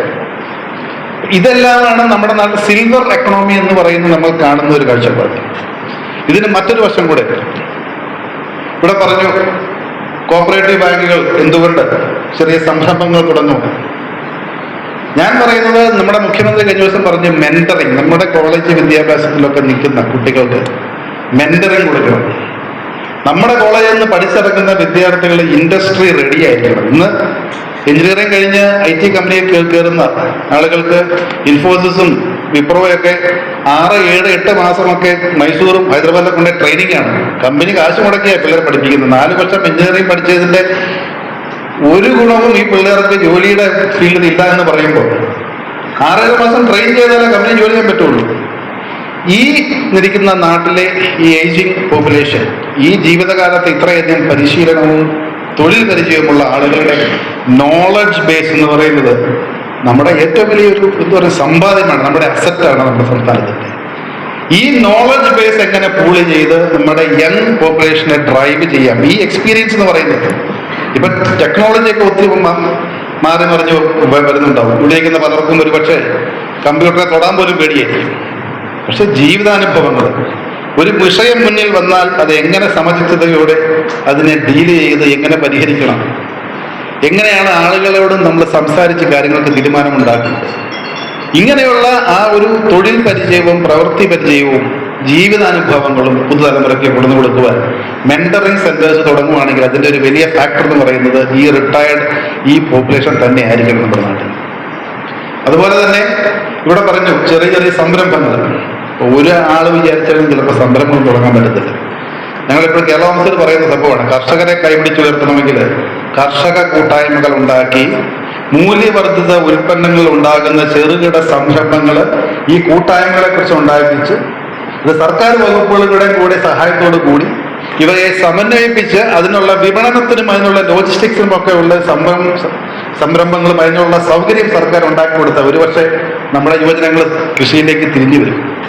അതുപോലെ തന്നെ നിങ്ങളുടെ കൂട്ടായ്മ പോലത്തെ സീനിയർ കൂട്ടായ്മകൾ എന്തോരം എക്സ്പീരിയൻസ് ആണുള്ളത്, എന്തോരം കോൺടാക്ട്സ് നമുക്കുള്ളത്. ഈ സർക്കാർ സംവിധാനത്തിൽ ഇന്ന് ജോലി ചെയ്യുന്ന പലരും നിങ്ങളുടെയൊക്കെ ജൂനിയേഴ്സാണ്. ഒരു ഫോം വിളിച്ചാൽ സാറെന്ന് പറഞ്ഞ് ഇപ്പോഴും സീറ്റ് ഏറ്റി നിൽക്കുന്ന ആളുകളായിരിക്കും അപ്പുറത്ത് ഇരിക്കുന്ന പലരും. നിങ്ങളുടെ ആ ഒരു മുതൽക്കൂട്ട്, നിങ്ങളുടെ ആ ഒരു എക്സ്പീരിയൻസ് എന്ന് പറയുന്നത് ഒരു ഭയങ്കര വെൽത്താണ്. നേരത്തെ പറഞ്ഞ സംരംഭങ്ങൾ നല്ല ഐഡിയ, കൂട്ടായ്മകൾ ഉണ്ടാക്കി മേഖല തിരിച്ച് ആ മേഖലയ്ക്ക് അനുസൃതമായ അത് മൂല്യവർദ്ധിത ഉൽപ്പന്നങ്ങളായിക്കോട്ടെ, ടൂറിസം സെക്ടർ ആയിക്കോട്ടെ, കാർഷിക മേഖലയായിക്കോട്ടെ, ഇപ്പൊ പുതിയ പുതിയ എമർജിങ് ഇഷ്ടംപോലെ വരുന്നുണ്ട്. ഇപ്പം മുഖ്യമന്ത്രി വലിയ വലിയ പ്ലാനുകളാണ് കണ്ടിരിക്കുന്നത്. നമ്മുടെ ഇപ്പൊ പോർട്ട് ഒരു വലിയൊരു സാധ്യത കേരളത്തിൽ തിരഞ്ഞെടുക്കുക. അദ്ദേഹം പറഞ്ഞ ആ ബജറ്റ് പ്രസംഗം നിങ്ങൾ ശ്രദ്ധിച്ചോ എന്ന് എനിക്കറിയത്തില്ല. അസാധ്യ സാധ്യതകളെ കുറിച്ചാണ് നമ്മൾ ഇവിടെ ചർച്ച ചെയ്യുന്നത്. ഇതിലെല്ലാം ഒരു പങ്കാളിയാകുവാനും അതിലെല്ലാം പങ്കെടുത്ത് മെന്റേഴ്സ് ആകുവാനുള്ള ഏറ്റവും ഐഡിയൽ കാൻഡിഡേറ്റ്സ് എൻ്റെ മുന്നിലിരിക്കുന്ന നിങ്ങൾ ഓരോരുത്തരുമാണ്. അപ്പോൾ തീർച്ചയായിട്ടും ഒരു പുതിയ തലമുറയ്ക്കും ടെക്നോളജിയും ഒക്കെ ഇവിടെ ഉണ്ടെങ്കിലും നിങ്ങളുടെ ജീവിതത്തിൽ നിങ്ങൾ അക്വയർ ചെയ്തിട്ടുള്ള, നിങ്ങൾ സമാഹരിച്ചിട്ടുള്ള ജീവിതാനുഭവങ്ങൾ തന്നെയാണ് നിങ്ങളുടെ അസറ്റ്. അതാണ് നിങ്ങളുടെ സ്ട്രെങ്ത്. തീർച്ചയായിട്ടും എന്നെ പോലെയുള്ള ഞാനൊക്കെ ഇവിടെ വന്ന് നിങ്ങളോടൊന്ന് ഉപദേശങ്ങൾ തരേണ്ട ഒരു വ്യക്തിയല്ല. ഞാൻ നിങ്ങളൊന്ന് ഉപദേശങ്ങൾ സ്വീകരിക്കേണ്ട വ്യക്തിയാണ്. ഞാനൊക്കെ ഈ കാര്യത്തിൽ ശിശുവാണ്. നിങ്ങളിൽ പലരും പല കാര്യങ്ങളും ഞാൻ കൺസൾട്ട് ചെയ്യാറുണ്ട്. ചില കാര്യങ്ങളൊക്കെ വരുമ്പോൾ എങ്ങനെയാണ് ഒരു വിഷയം വന്നത് പരിഗണിക്കുന്നത്. ഇന്നത്തെ മന്ത്രിസഭയുടെ കാര്യം അത് തന്നെയാണ്. ഇന്ന് നിയമസഭയിൽ 140 MLA-മാരുള്ളതിൽ 71 പേര് പുതുമുഖങ്ങളാണ്. പകുതിയിലധികം ആദ്യമായിട്ടാണ് നിയമസഭ കാണുന്നത്. എല്ലാവരും കോളേജിൽ പോയിരിക്കുന്ന, ആദ്യമായിട്ട് സ്കൂളിൽ പോയിരിക്കുന്ന കുട്ടികളെ പോലെ എല്ലാവരും കണ്ണും കാതും മനസ്സും കൂർപ്പിച്ചായിരിക്കുന്നത്. പഠിച്ചുകൊണ്ടിരിക്കുക. ഓരോരുത്തരും നമ്മുടെ മന്ത്രിമാര് പഠിച്ചുകൊണ്ടിരിക്കുക. ഞാൻ പലരോടും പറയുന്നു, ജീവിതത്തിൽ അവരെ കോളേജ് പഠിക്കുമ്പോൾ ഇങ്ങനെ പഠിച്ചായിരുന്നവരൊക്കെ ഞങ്ങൾ റാങ്ക് പിടിച്ചതെന്ന് പറഞ്ഞു. പഠിച്ചുകൊണ്ടിരിക്കുകയാണ്. അതുകൊണ്ട് തന്നെ പുതിയ പുതിയ മാറ്റങ്ങളുണ്ട്. കാരണം നമുക്കറിയാം, പരമ്പരാഗതമായ രാഷ്ട്രീയത്തിൽ നിൽക്കുന്ന ആളുകൾക്ക് അവർക്കൊരു സെറ്റ് പാറ്റേൺ ഉണ്ട്. സ്റ്റാറ്റസ് കോയിൽ നിന്ന് മാറി ചിന്തിക്കാൻ ചില രാഷ്ട്രീയക്കാർക്ക് പറ്റും. എൻ്റെ പിതാവിനൊക്കെ ഞാൻ ഒരു എക്സെപ്റ്റ് ആയിട്ട് കാണുന്ന ആളുകളാണ്. സ്റ്റാറ്റസ് കോ മെയിൻറ്റെയിൻ ചെയ്യാൻ ഈ നാട്ടിൽ രാഷ്ട്രീയക്കാരുടെ ആവശ്യമില്ല. ഇവിടെ പലരും ഉദ്യോഗസ്ഥരായിട്ട് ഇരുന്നാണ്. നമ്മുടെ സർക്കാർ സംവിധാനങ്ങളും നമ്മുടെ സെക്രട്ടേറിയറ്റും നമ്മുടെ ജില്ലാ ഭരണകൂടവും നമ്മുടെ വില്ലേജ് ഓഫീസും താലൂക്ക് ഓഫീസൊക്കെ മതി ഈ സിസ്റ്റം ഇങ്ങനെ കൊണ്ടുപോകാൻ. രാഷ്ട്രീയക്കാരും രാഷ്ട്രീയത്തിൽ വരേണ്ടത് മാറ്റി എഴുതാനാണ്. വിപ്ലവകരമായ മാറ്റങ്ങളെക്കുറിച്ച് ചിന്തിച്ച് അത് നടപ്പാക്കിയെടുക്കാനുള്ള പദ്ധതികൾ തയ്യാറാക്കി അതിനുള്ള ടീമിനെ കണ്ടുപിടിച്ച് പ്രവർത്തനം തുടങ്ങി അവസാനിക്കുന്നിടം വരെ എന്ത് പ്രതിസന്ധി ഉണ്ടായാലും നടപ്പാക്കിയെടുക്കുമെന്നുള്ള ഉത്തമ ഒരു ബോധ്യത്തോടു കൂടിയും ദൃഢനിശ്ചയമാണ് രാഷ്ട്രീയത്തിന് ആവശ്യം. അപ്പൊ ആ ഒരു സ്റ്റാറ്റസ് കോ നമ്മൾ തുടരുന്ന ഒരവസ്ഥയിൽ ഇനി നമ്മൾ വിപ്ലവകരമായ മാറ്റത്തിലേക്ക് നമ്മൾ മാറിക്കൊണ്ടിരിക്കും. തീർച്ചയായിട്ടും ഈ മുന്നോട്ടുള്ള നമ്മുടെ കേരളത്തിന്റെ യാത്രയിൽ ഈ കേരള സീനിയർ ലീഡേഴ്സ് ഫോറത്തിനൊക്കെ ഒത്തിരി കാര്യങ്ങൾ നമ്മുടെ നാടിന് വേണ്ടി ചെയ്യുവാനുണ്ട്. ഈ നാട്ടില് മാറ്റങ്ങളുടെ ഒരു വക്താക്കളാക്കുക, ഈ നാട്ടങ്ങൾക്കൊരു പ്രേരണയാകുവാൻ, പ്രചോദനമാകുവാൻ, അതിനൊരു പിന്താങ്ങിക്കൊണ്ട് മുന്നോട്ട് പോകാൻ നിങ്ങൾക്കാവട്ടെ. ഈ വരുന്ന 5 വർഷം കൊണ്ട് കേരളത്തിന്റെ മുഖച്ഛായ മാറുന്ന തീരുമാനങ്ങളുമായി സർക്കാർ മുന്നോട്ട് പോകുമ്പോൾ ഈ തൂഫാൻ തന്നെ ആരെങ്കിലും ആലോചിച്ചിട്ടുണ്ടെങ്കിൽ ഒരാശയം എത്ര ദിവസം കൊണ്ട്, ഈ ഒരു ചുരുങ്ങിയ ദിവസങ്ങൾ കൊണ്ട്, ഞാൻ ഇന്ന് അതും കൂടെ ഇന്നിപ്പോൾ തൂഫാന്റെ കാര്യം പറഞ്ഞതുകൊണ്ട് ഞാൻ പറയാം, ഇപ്പോൾ നമ്മൾ ചെയ്യുന്ന കാര്യം എന്ന് പറയുന്നത് നമ്മൾ ഈ അറസ്റ്റ് ചെയ്യുന്നത് അത് ഉപയോഗിക്കുന്നവരെയും ചെറിയ സ്മോൾ ലെവൽ പെഡ്ലേഴ്സിനാണ്. ഇതിനൊക്കെ വലിയ വലിയ സോഴ്സുകൾ പുറത്തിഷ്ടം പോലെ കിട്ടും. ഇതൊരു ഇന്റർനാഷണൽ മാഫിയയുടെ ഒരു നെറ്റ്വർക്കായിട്ട് മുഴുവൻ ചെയ്യുന്നു.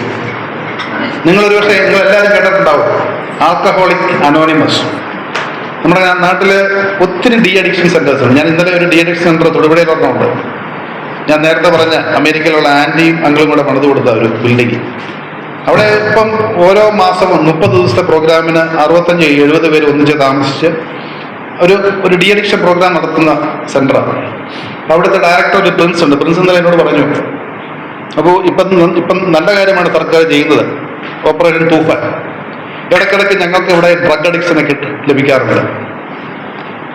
ആൽക്കഹോളിക് അല്ലെങ്കിൽ ഒരു ആൽക്കഹോളിസം അല്ലെങ്കിൽ ഒരു ആൽക്കഹോളിക് അഡിക്ഷൻ ഉള്ള ഒരാളെ ഒരു 100 പേര് അവിടെ വന്നാൽ ഒരു 65% ആളുകൾ, ഒരു 60-65 പേര് പൂർണ്ണമായി ലഹരി മുക്തി നേടി അവിടുന്ന് പോകുന്നുണ്ട്. പക്ഷെ ഇന്നത്തെ അപര്യാപ്തമായ ഒരു സാഹചര്യത്തിൽ ഒരു ഡ്രഗ് അഡിക്റ്റിനെ പ്രോപ്പറായിട്ട് ട്രീറ്റ് ചെയ്യാനുള്ള സെന്റേഴ്സ് ഇന്ന് കേരളത്തിലില്ല. ഡി അഡിക്ഷൻ സെന്റേഴ്സ് ഇല്ല. അവിടെ വരുന്ന ഡ്രഗ് അഡിക്ഷൻ 100 പേര് വന്നാൽ 2 പേര് രക്ഷപ്പെട്ടാൽ ഭാഗ്യമെന്നാണ് പറയുന്നത്.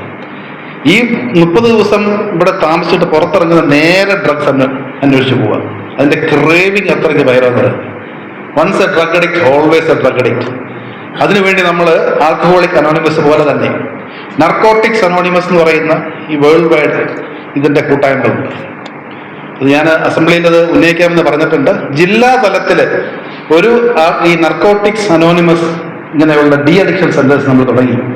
കാരണം ഈ അഡിക്ഷൻ നമ്മൾ ഉള്ള ഒരാൾ കേരളത്തിൽ നമ്മൾ ഒരു പരിധി വരെയൊക്കെ ഇത് മാറ്റിയാൽ ഇത് അന്വേഷിച്ചാൽ തമിഴ്നാട്ടിൽ പോകും, അല്ലെങ്കിൽ കർണാടകത്തിൽ പോകും, അല്ലെങ്കിൽ ഇവിടെ നിന്ന് ഉണ്ടാക്കാൻ തുടങ്ങും. ഇതിന്റെ അഡിക്ഷന്റെ ആ ഒരു ക്രേവിങ്ങും അത്രയും പവർഫുള്ളാണ് ഈ അഡിക്ഷൻ എന്ന് പറയുന്നത്.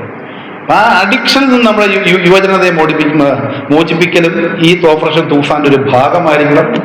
അത് തീർച്ചയായിട്ടും ഇത് ഉറപ്പാണ്. ഇത് സർക്കാരെ കുറിച്ച് ചിന്തിച്ചിട്ടുണ്ടാകും, പക്ഷെ ഇതുവരെ അനൗൺസ്മെന്റ് ഒന്നും വന്നിട്ടില്ല. അസംബ്ലിയിൽ അത് ചൂണ്ടിക്കാണിക്കണമെന്ന് എന്നോട് ആവശ്യപ്പെട്ടിട്ടുണ്ട്.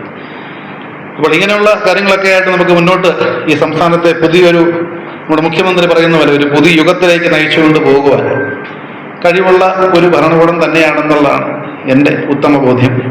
അപ്പം ആ ഒരു മുന്നോട്ടുള്ള യാത്രയിൽ ഈ കേരള സീനിയേഴ്സ് ലീഡേഴ്സ് ഫോറത്തെ പോലെയുള്ള നിങ്ങളുടെ ഈ ഒരു ഇന്റലക്ച്വൽ കൂട്ടായ്മ ഞാൻ ഇതിനെ വിശേഷിപ്പിക്കുന്നത്. എക്സ്പീരിയൻസ് ആൻഡ് ഇന്റലക്ട്, ഇതാണ് നിങ്ങളുടെ മുതൽക്കൂട്ട്. അപ്പം നിങ്ങളുടെ ഈ സർവീസ് നമ്മുടെ ഈ യുവതലമുറയ്ക്ക് എന്നും ആവശ്യമാണ്, അനിവാര്യതയാണ് എന്ന് മാത്രം പറഞ്ഞുകൊണ്ട് ഇന്നിവിടെ തുടങ്ങുന്ന ഈ സംസ്ഥാന ക്യാമ്പ് ഇവിടെ കൂടിയിരിക്കുന്ന നിങ്ങളുടെ ഏവരുടെയും അനുമതിയോടുകൂടിയും അനുഗ്രഹത്തോടു കൂടിയും ഉദ്ഘാടനം ചെയ്ത സാറ് പറഞ്ഞ് നിർത്തിയ ഒരു വാചകം പറയുകയാണ്. ഒരു വലിയ സെമിനാറിൽ പല ആൾക്കാർ പങ്കെടുത്തതിൽ നമ്മുടെ പ്രിയപ്പെട്ട തുഷാർ വെള്ളാപ്പള്ളി ഒരു കാര്യം പറഞ്ഞ് നിങ്ങളുടെ ഓർമ്മയിലേക്ക് വരുത്തുകയാണ്. വലിയ ആൾക്കാരെല്ലാം ചർച്ച നടത്തി, പക്ഷെ എനിക്ക് കിട്ടിയ ഒരു പോയിന്റ്, അദ്ദേഹം ഒരു കണക്കെടുത്തിട്ട് കോട്ടയം ജില്ലയിൽ മാത്രം 13,400 വീടുകളാണ് അടച്ചിട്ടിരിക്കുന്നത്. കൈപ്പുഴ നിങ്ങൾക്കറിയാം, നീണ്ടൂര്, ഉഴവൂര് തുടങ്ങിയ സ്ഥലങ്ങളിൽ കണക്കെടുത്തപ്പോൾ ഞാൻ എന്നോട് ചേർത്ത് പറയുകയാണ്, ഇപ്പോഴും ആരുമില്ലാതെ അടച്ചിട്ടിരിക്കുന്നത്, വിൽക്കാനിട്ടിരിക്കുന്ന വീടുകൾ 13,400. അപ്പോൾ മറ്റുള്ള ജില്ലകളുടെ കാര്യമൊന്നും പറയണം. വേറെ ഒന്നും പറയുന്നില്ല. നമ്മുടെ പ്രിയപ്പെട്ട ജില്ലാ പഞ്ചായത്ത് അംഗം ജോസ് മണ്ണുണ്ടാക്കുന്ന 2 വാക്കുകൾ.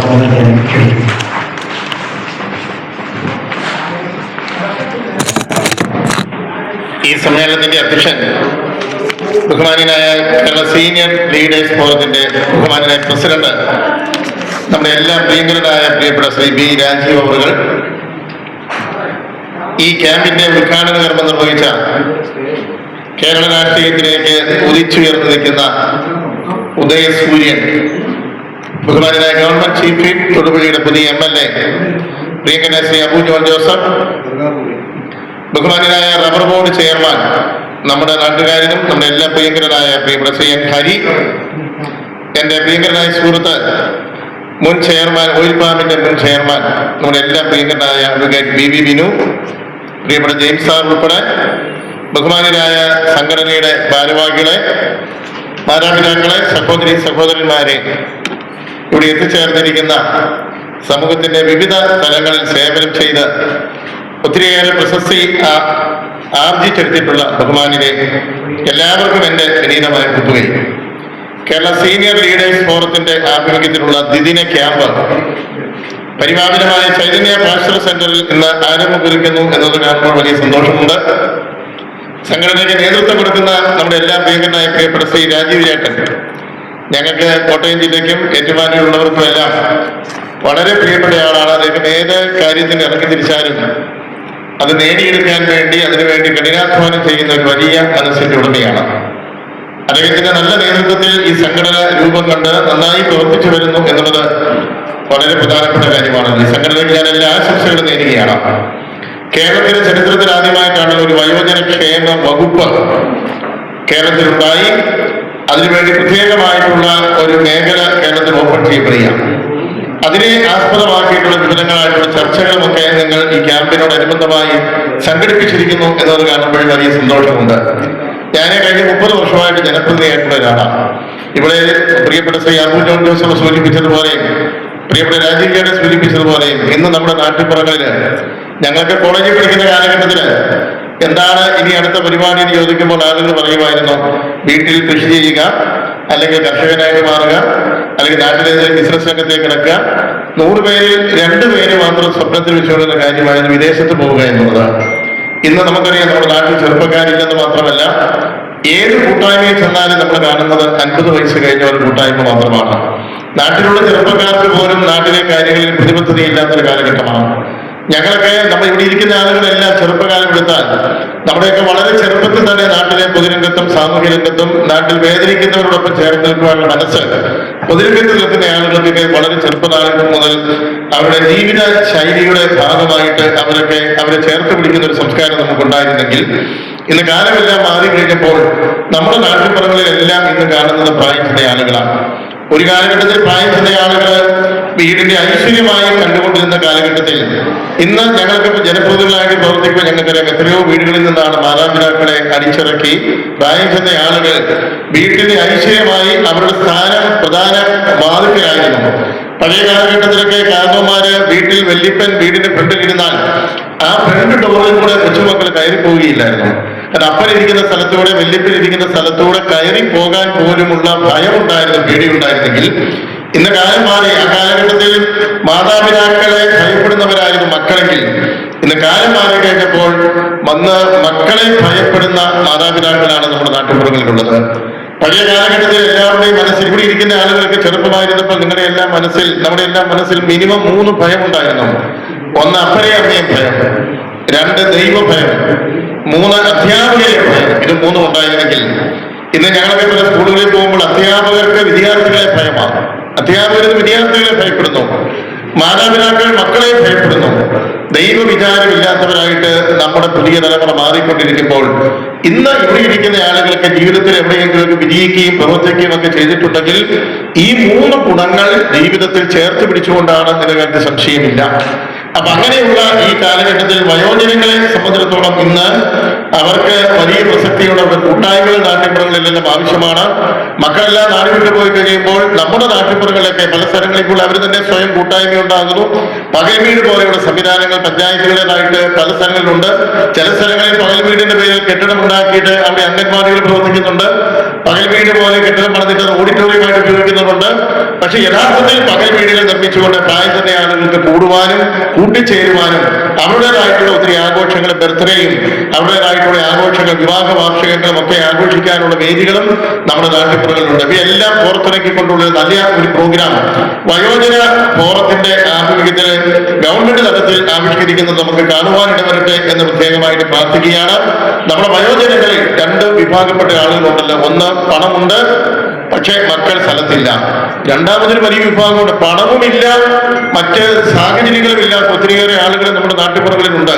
നമുക്കറിയാം, കേരളത്തിന് നമ്മുടെ ഇവിടെ 1 ലക്ഷം രൂപ ശമ്പളം വാങ്ങിക്കുന്ന ഉദ്യോഗസ്ഥരാണ് 1500 രൂപ പെൻഷൻ കൊടുക്കുന്നയാളുടെ പെൻഷൻ നിഷേധിക്കുന്നത്. എന്താ പറയുന്നത്? 1000 ചതുരശ്രയടി വീടുള്ളത് കൊണ്ട് ഒരു മുറിയിൽ എവിടെയെങ്കിലും അബദ്ധവശാൽ ഒരു AC പിടിപ്പിച്ചിട്ടുണ്ടെങ്കിൽ, അല്ലെങ്കിൽ എങ്ങനെയെങ്കിലും കടവുമായി വാങ്ങിച്ചൊരു 4 ചക്ര വാഹനം കയ്യിലുണ്ടെങ്കിൽ അവർ 1500 രൂപ പെൻഷൻ കിട്ടാൻ അർഹതയില്ല എന്ന് റിപ്പോർട്ട് എഴുതാനാ 1 ലക്ഷം രൂപ ശമ്പളം വാങ്ങിക്കുന്ന 50,000 രൂപ പെൻഷൻ പറ്റുമ്പോൾ പെൻഷൻ വാങ്ങിക്കുന്ന ഉദ്യോഗസ്ഥനാണ് എഴുതുന്നത്. അപ്പൊ അത് ഈ പെൻഷനെ മാത്രം ആശ്രയിച്ച് കഴിയുന്ന ഒരുപിടി ആളുകൾ നമ്മുടെ സമൂഹത്തിലുണ്ട്. എന്താണ് വരുമാനം എന്ന് ചോദിച്ചാൽ ഞങ്ങൾക്ക് 2 പേർക്കും പെൻഷൻ കിട്ടും, എത്ര 3200 രൂപ.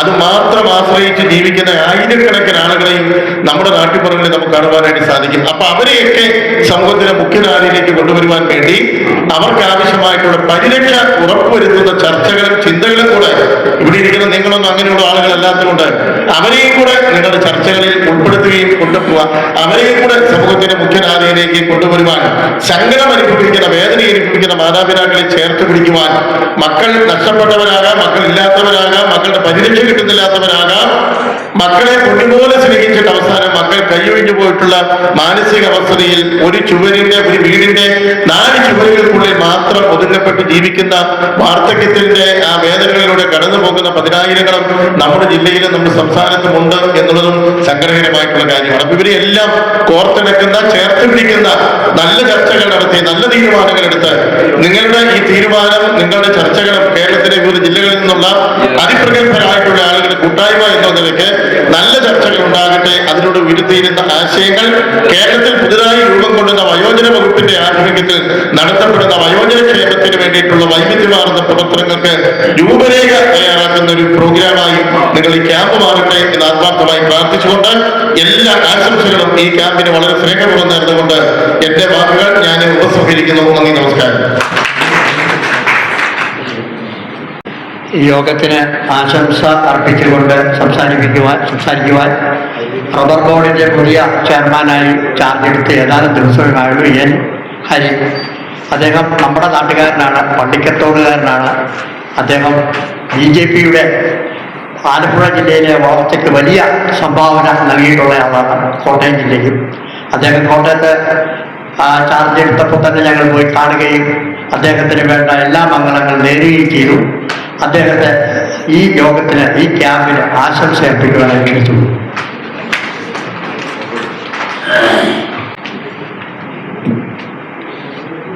നമ്മുടെ ഈ യോഗത്തിന്റെ അധ്യക്ഷൻ ശ്രീ B. രാജീവ് അവർ, അതോടൊപ്പം ഈ യോഗം ഉദ്ഘാടനം ചെയ്തിട്ടുള്ള നമ്മുടെ ബഹുമാന്യനായ Shri government chief whip Shri Appu Joseph. ഞാൻ എല്ലാവരുടെയും പേര് എടുത്തു പറഞ്ഞത് കാരണം അദ്ദേഹത്തിന് ഇപ്പോൾ നമ്മൾ ശരിക്കും 3:30 എന്നുള്ള നിലയിൽ പരിപാടി ഇവിടെ ആരംഭിച്ചതാണ്. അദ്ദേഹത്തിന് ഇതാ ഇപ്പോൾ ഇറങ്ങുകയാണെന്ന് പറഞ്ഞു കഴിഞ്ഞു. എല്ലാവരും തന്നെ ഈ സെഷൻ അവസാനിക്കണം എന്ന് ആഗ്രഹിച്ചുകൊണ്ടിരിക്കുന്ന ഒരു സമയത്ത് എല്ലാവരുടെയും പേര് പറഞ്ഞ് വീണ്ടും ഞാൻ ഒരു തനിയാവർത്തത്തിലേക്ക് കടക്കുന്നില്ല. എന്തായാലും ശരി, ഇവിടെ പറഞ്ഞ 2 കാര്യങ്ങൾ. ഒന്ന്, ഇവിടുത്തെ കോട്ടയത്തെ ഒരു സംഖ്യ പറഞ്ഞെങ്കിൽ ഞാൻ തിരുവല്ലയിൽ ഇപ്രാവശ്യം ഇലക്ഷനുമായി ബന്ധപ്പെട്ടൊരു കണക്കെടുത്ത സമയത്ത് എനിക്ക് തോന്നുന്നു തിരുവല്ല, പത്തനംതിട്ട പ്രദേശങ്ങളിൽ ഏതാണ്ട് ഇതിനോ സമാനം അല്ലെങ്കിൽ ഇതിന്റെ ഇരട്ടി അടുത്ത് വരെ വരുന്ന സംഖ്യ. ഞാൻ പറഞ്ഞ തിരുവല്ലയിൽ ഒരു കണക്ക് മാത്രമാണ് എൻ്റെ കയ്യിലുള്ളത്. അപ്പോൾ ഏകദേശം പത്തനംതിട്ടയോട് ചേർന്നായിരിക്കുമല്ലോ. അത്രയും അധികം ആളുകളുള്ള ഒരു സ്ഥലമാണ് തൊട്ടടുത്ത്. ഞാൻ ശരിക്കും പത്തനംതിട്ട പാർലമെന്റ് മണ്ഡലത്തിലാണ്. അപ്പോൾ അനൂപിന്റെ ഇലക്ഷനുമായി ബന്ധപ്പെട്ടാണ് ഞാൻ അവിടെ പോയത്. ആ സമയത്ത് ഒരു കണക്കിലാണ് ഇത് കണ്ടത്. ആ കണക്കിലായിരിക്കും എല്ലാവരും എടുത്തിട്ടുള്ളൂ. ഒറ്റ കാര്യങ്ങളേ ഉള്ളൂ. ഒന്ന്, അച്ഛനോടും അമ്മയോടും ഒക്കെ സ്നേഹം കൂടി. അവരെല്ലാവരും തന്നെ വെളിയിലെ അവർക്ക് തിരക്ക്, മറ്റുള്ള കാര്യങ്ങൾ എല്ലാം തന്നെ. ശരിക്കും ഞാൻ പല സ്ഥലത്തും നമ്മൾ ഈ മരണ വീട്ടിൽ ചെല്ലും. ഞങ്ങൾ രണ്ടുപേരും, എൻ്റെ അടുത്താണ് നമ്മളെ ജോസ്മാൻ മുണ്ടയ്ക്കൽ. ചെല്ലുന്ന സമയത്ത് ഇപ്പൊ കൂടുതലും കണ്ടുവരുന്ന ലൈവ് ഉണ്ട്. ലൈവ് ഈ ഒരാൾ മരിച്ചു കഴിഞ്ഞാൽ അപ്പൊ ലൈവാണ്. അവർക്ക് അതിന് പോലും വരാൻ സമയമില്ല. അവരവിടെ ഇരുന്ന് അമ്മയും അല്ലെങ്കിൽ എല്ലാം ഭയങ്കര ഗംഭീരമായിട്ട് ഏൽപ്പിക്കും. ഇപ്പൊ എല്ലാം ഇവന്റ് മാനേജ്മെന്റാ. അത് ഏറ്റവും കൂടുതൽ വലിയ തുകയ്ക്ക് കൊടുത്തുകൊണ്ട് അത് അവിടെ ഇരുന്ന് അവർ ലൈവ് കാണുക. ഞാൻ ചോദിച്ചിങ്ങനെ വരൂ, അല്ല ലൈവ് കാണുക. എനിക്ക് അനുഭവം, ഞങ്ങൾക്ക് രണ്ടുപേർക്കും അനുഭവമുണ്ട്. ഞങ്ങൾ തമ്മിലൊരു മരണപ്പെട്ടി വെച്ച് ഞാനും ജോസ്മാനും കൂടെ സംസാരിക്കുകയും ചെയ്തൊരു വിഷയമാണ്. ഞാൻ പറഞ്ഞതല്ല. ഇന്ന് അവർക്ക് ഭയങ്കര സ്നേഹമാണ്, പക്ഷെ അവരെ ഒന്ന് കാണാൻ പറ്റുന്നില്ല. പിന്നെ വേറൊരു കാര്യം എനിക്ക് മനസ്സിലായത്, ഇപ്പം അദ്ദേഹം മുമ്പേ പറഞ്ഞു 4 മക്കളെയും 3 മക്കളും അവിടെയാണ്. ഇവർ ഈ 4 മക്കളെ ഒരുമിച്ച് കാണണം എന്ന് ആഗ്രഹിച്ചാൽ ജന്മത്ത് നടക്കാൻ പോകുന്നില്ല. ഇവരുടെ കാലശേഷം പോലും നടക്കാൻ പോകുന്നില്ല. ഞാൻ അത് പറഞ്ഞു വന്നത്, ഇപ്പൊ എനിക്ക് വളരെ അത്ഭുതമുണ്ട്. ഞാൻ ചോദിച്ചു, ഇവിടെയാണ് ഇത്രയും വന്ന ആളുകളൊന്ന് താമസിക്കുന്നത്. ഞാൻ പല ബാലശിബിരങ്ങൾക്കും അതുപോലെ തന്നെ നമ്മുടെ മറ്റ് പാർട്ടിയുടെ ശിബിരങ്ങൾക്കൊക്കെ പോകുമ്പോൾ ഒരു 5 മണി കഴിഞ്ഞ് കഴിഞ്ഞാൽ അവർക്കൊക്കെ തിരക്കാം. അല്ലെങ്കിൽ മൊബൈലിൽ ഇങ്ങനെ നോക്കി, യുവാക്കളായിട്ടുള്ള ആൾക്കാർ മൊബൈലിൽ ഇന്ന് പുതിയ ടെക്നോളജി ഒക്കെ ആയിട്ട് ഇങ്ങനെ നിൽക്കുന്നു. മുമ്പേ അദ്ദേഹം പറഞ്ഞ പോലെ അച്ഛൻ്റെ അടുത്തൂടെ കയറി പോകുന്നതല്ല, അച്ഛൻ ഭക്ഷണം കഴിച്ചുകൊണ്ടിരിക്കുന്ന നമ്മൾ പലതും കാണുന്നുണ്ട്. മുഖത്ത് പോലും നോക്കാൻ അവർക്ക് സമയമില്ല. അവരെല്ലാവരും തന്നെ ഈ മൊബൈലിൽ, കൊച്ചുമക്കളാണേലും എല്ലാവരും പുതിയ ഒരു യുഗത്തിൽ ഇങ്ങനെ സഞ്ചരിച്ചുകൊണ്ടിരിക്കുക. എല്ലാവരുടെയും സഞ്ചാര വേഗത കൂടുതലാണ്. പക്ഷേ ഈ പറയുന്ന വേഗതയിൽ ഇപ്പൊ അദ്ദേഹം പറഞ്ഞൊരു മനോരമയിൽ 74 വർഷം എന്നൊക്കെ പറയുമ്പോൾ ജോലി ചെയ്ത അതിൻ്റെ ആ ഒരു ഗൗരവം നമ്മളൊന്ന് ആലോചിച്ച് നോക്കി.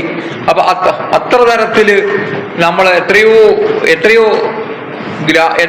എത്ര അനുഭവജ്ഞാനമുള്ള ആളുകളാണുള്ളത്. അവരുടെ ആ അനുഭവജ്ഞാനങ്ങൾ നമ്മുടെ സമൂഹത്തിന് പ്രയോജനപ്പെടുത്തുവാൻ മാത്രമല്ല, അവരുടെ ചില ഈ പറയുന്ന പല ആൾക്കാരും പലയിടത്തും നമ്മൾ ചെല്ലുന്ന സമയത്ത്, ഇലക്ഷൻ്റെ ഒക്കെ സമയത്തൊക്കെ ചെല്ലുമ്പോഴും അവരൊറ്റയ്ക്ക് കുറേ നേരം സംസാരിക്കുമ്പോഴാണ് അവര് തന്നെയാണ് താമസിക്കുന്നത്. ഒരു പക്ഷേ ഭാര്യ ഭർത്താവോ അല്ലെങ്കിൽ ഭർത്താവ് തന്നെ കൂടെ ഒരു സർവന്റോ മാത്രമായിട്ട് വളരെ വിഷമിച്ച് താമസിക്കുന്ന എത്ര വീടുകളുണ്ട്. അപ്പൊ എല്ലാവരും ഇതുപോലൊരു കൂട്ടായ്മ ഉണ്ടാവുകയും അത്തരത്തിൽ അങ്ങനെയുള്ള ആളുകൾ നമ്മുടെ സമൂഹത്തിൽ നമ്മുടെ അടുത്തൊക്കെ ഉണ്ടെങ്കിൽ അവരുമായും ഒക്കെ ഒരു സമ്പർക്കം വയ്ക്കുകയും അത്തരം കാര്യം ചെയ്താൽ തന്നെ വലിയൊരു കാര്യമാണെന്ന് ഞാൻ പറയാം. കാരണം ഇത്രയും ആളുകൾ വന്ന് ഇവിടെ താമസിച്ച് ഈ കാര്യങ്ങൾ ചെയ്യുന്ന സമയത്ത് ഉണ്ടാകുന്ന ഒരു പോസിറ്റീവായിട്ടുള്ള എനർജി, അത് ആദ്യത്തെ സമ്മേളനമാണെന്ന് പറയുന്നു. ഞാൻ പറയുന്നു, ആ സമ്മേളനത്തിനപ്പുറം ചില കാര്യങ്ങളൊക്കെ സർക്കാരിന്റെ മുന്നിലേക്ക് വെക്കുന്നതിനപ്പുറം ഇങ്ങനെയുള്ള ചില കാര്യങ്ങളുടെ സമൂഹത്തിന്റെ മുമ്പിലേക്ക് കൊണ്ടുവന്നാൽ സമ്പത്തും ഈ സ്നേഹം എന്ന് പറയുന്ന സമ്പത്ത് മാത്രമാകാതെ ഒരുപക്ഷെ അവരുടെയും കാലം ആ തരത്തിലായിരിക്കും എന്നുള്ള ചിന്ത അവരിലേക്കൊന്ന് കൊളുത്തി വെക്കാനൂടെ സാധിക്കുന്ന രീതിയിൽ വന്നാൽ കുറച്ചുകൂടി അതൊരു ഗൗരവമായ ചിന്തയിലേക്ക് ആ കാര്യങ്ങൾ കൊണ്ടുപോകാനായിട്ട് നമുക്ക് സാധിക്കും. എന്തായാലും അദ്ദേഹം പറഞ്ഞ നമ്മുടെ ഉദ്ഘാടകൻ പറഞ്ഞതുപോലെ ഞാനത് വളരെയധികം എനിക്ക് 18 വർഷം കൂടി മനോരമയിൽ അദ്ദേഹത്തിന് കൂട്ടിക്കൊടുത്തു. 74 വർഷം ഒരു പത്രസ്ഥാപനത്തിൽ ജോലി ചെയ്യുക എന്ന് പറയുമ്പോൾ അദ്ദേഹത്തിനുള്ള ഒരു അനുഭവജ്ഞാനം എന്ന് പറയുന്നത്, അല്ലെങ്കിൽ ഇപ്പോൾ മറ്റദ്ദേഹം പറഞ്ഞ സർക്കാർ സർവീസിലൊക്കെയുള്ള ഒരു അനുഭവജ്ഞാനം, അത് നമ്മളുടെ മറ്റ് മേഖലകളിലേക്ക് പോലും നമുക്ക് വഴിതിരിച്ചു വിടാൻ പറ്റും. അതൊക്കെ അവരുമായിട്ട് സംവദിച്ച് നല്ല കാര്യങ്ങളിലേക്ക് മാറ്റിവിടുവാൻ ഈ ഒരു യോഗം ഇതിനൊരു നാന്ദിയാവട്ടെ, ഇതൊരു തുടക്കമാവട്ടെ. ഇതിനെല്ലാവിധ ആശംസകളും നേർന്നു. നന്ദി, നമസ്കാരം.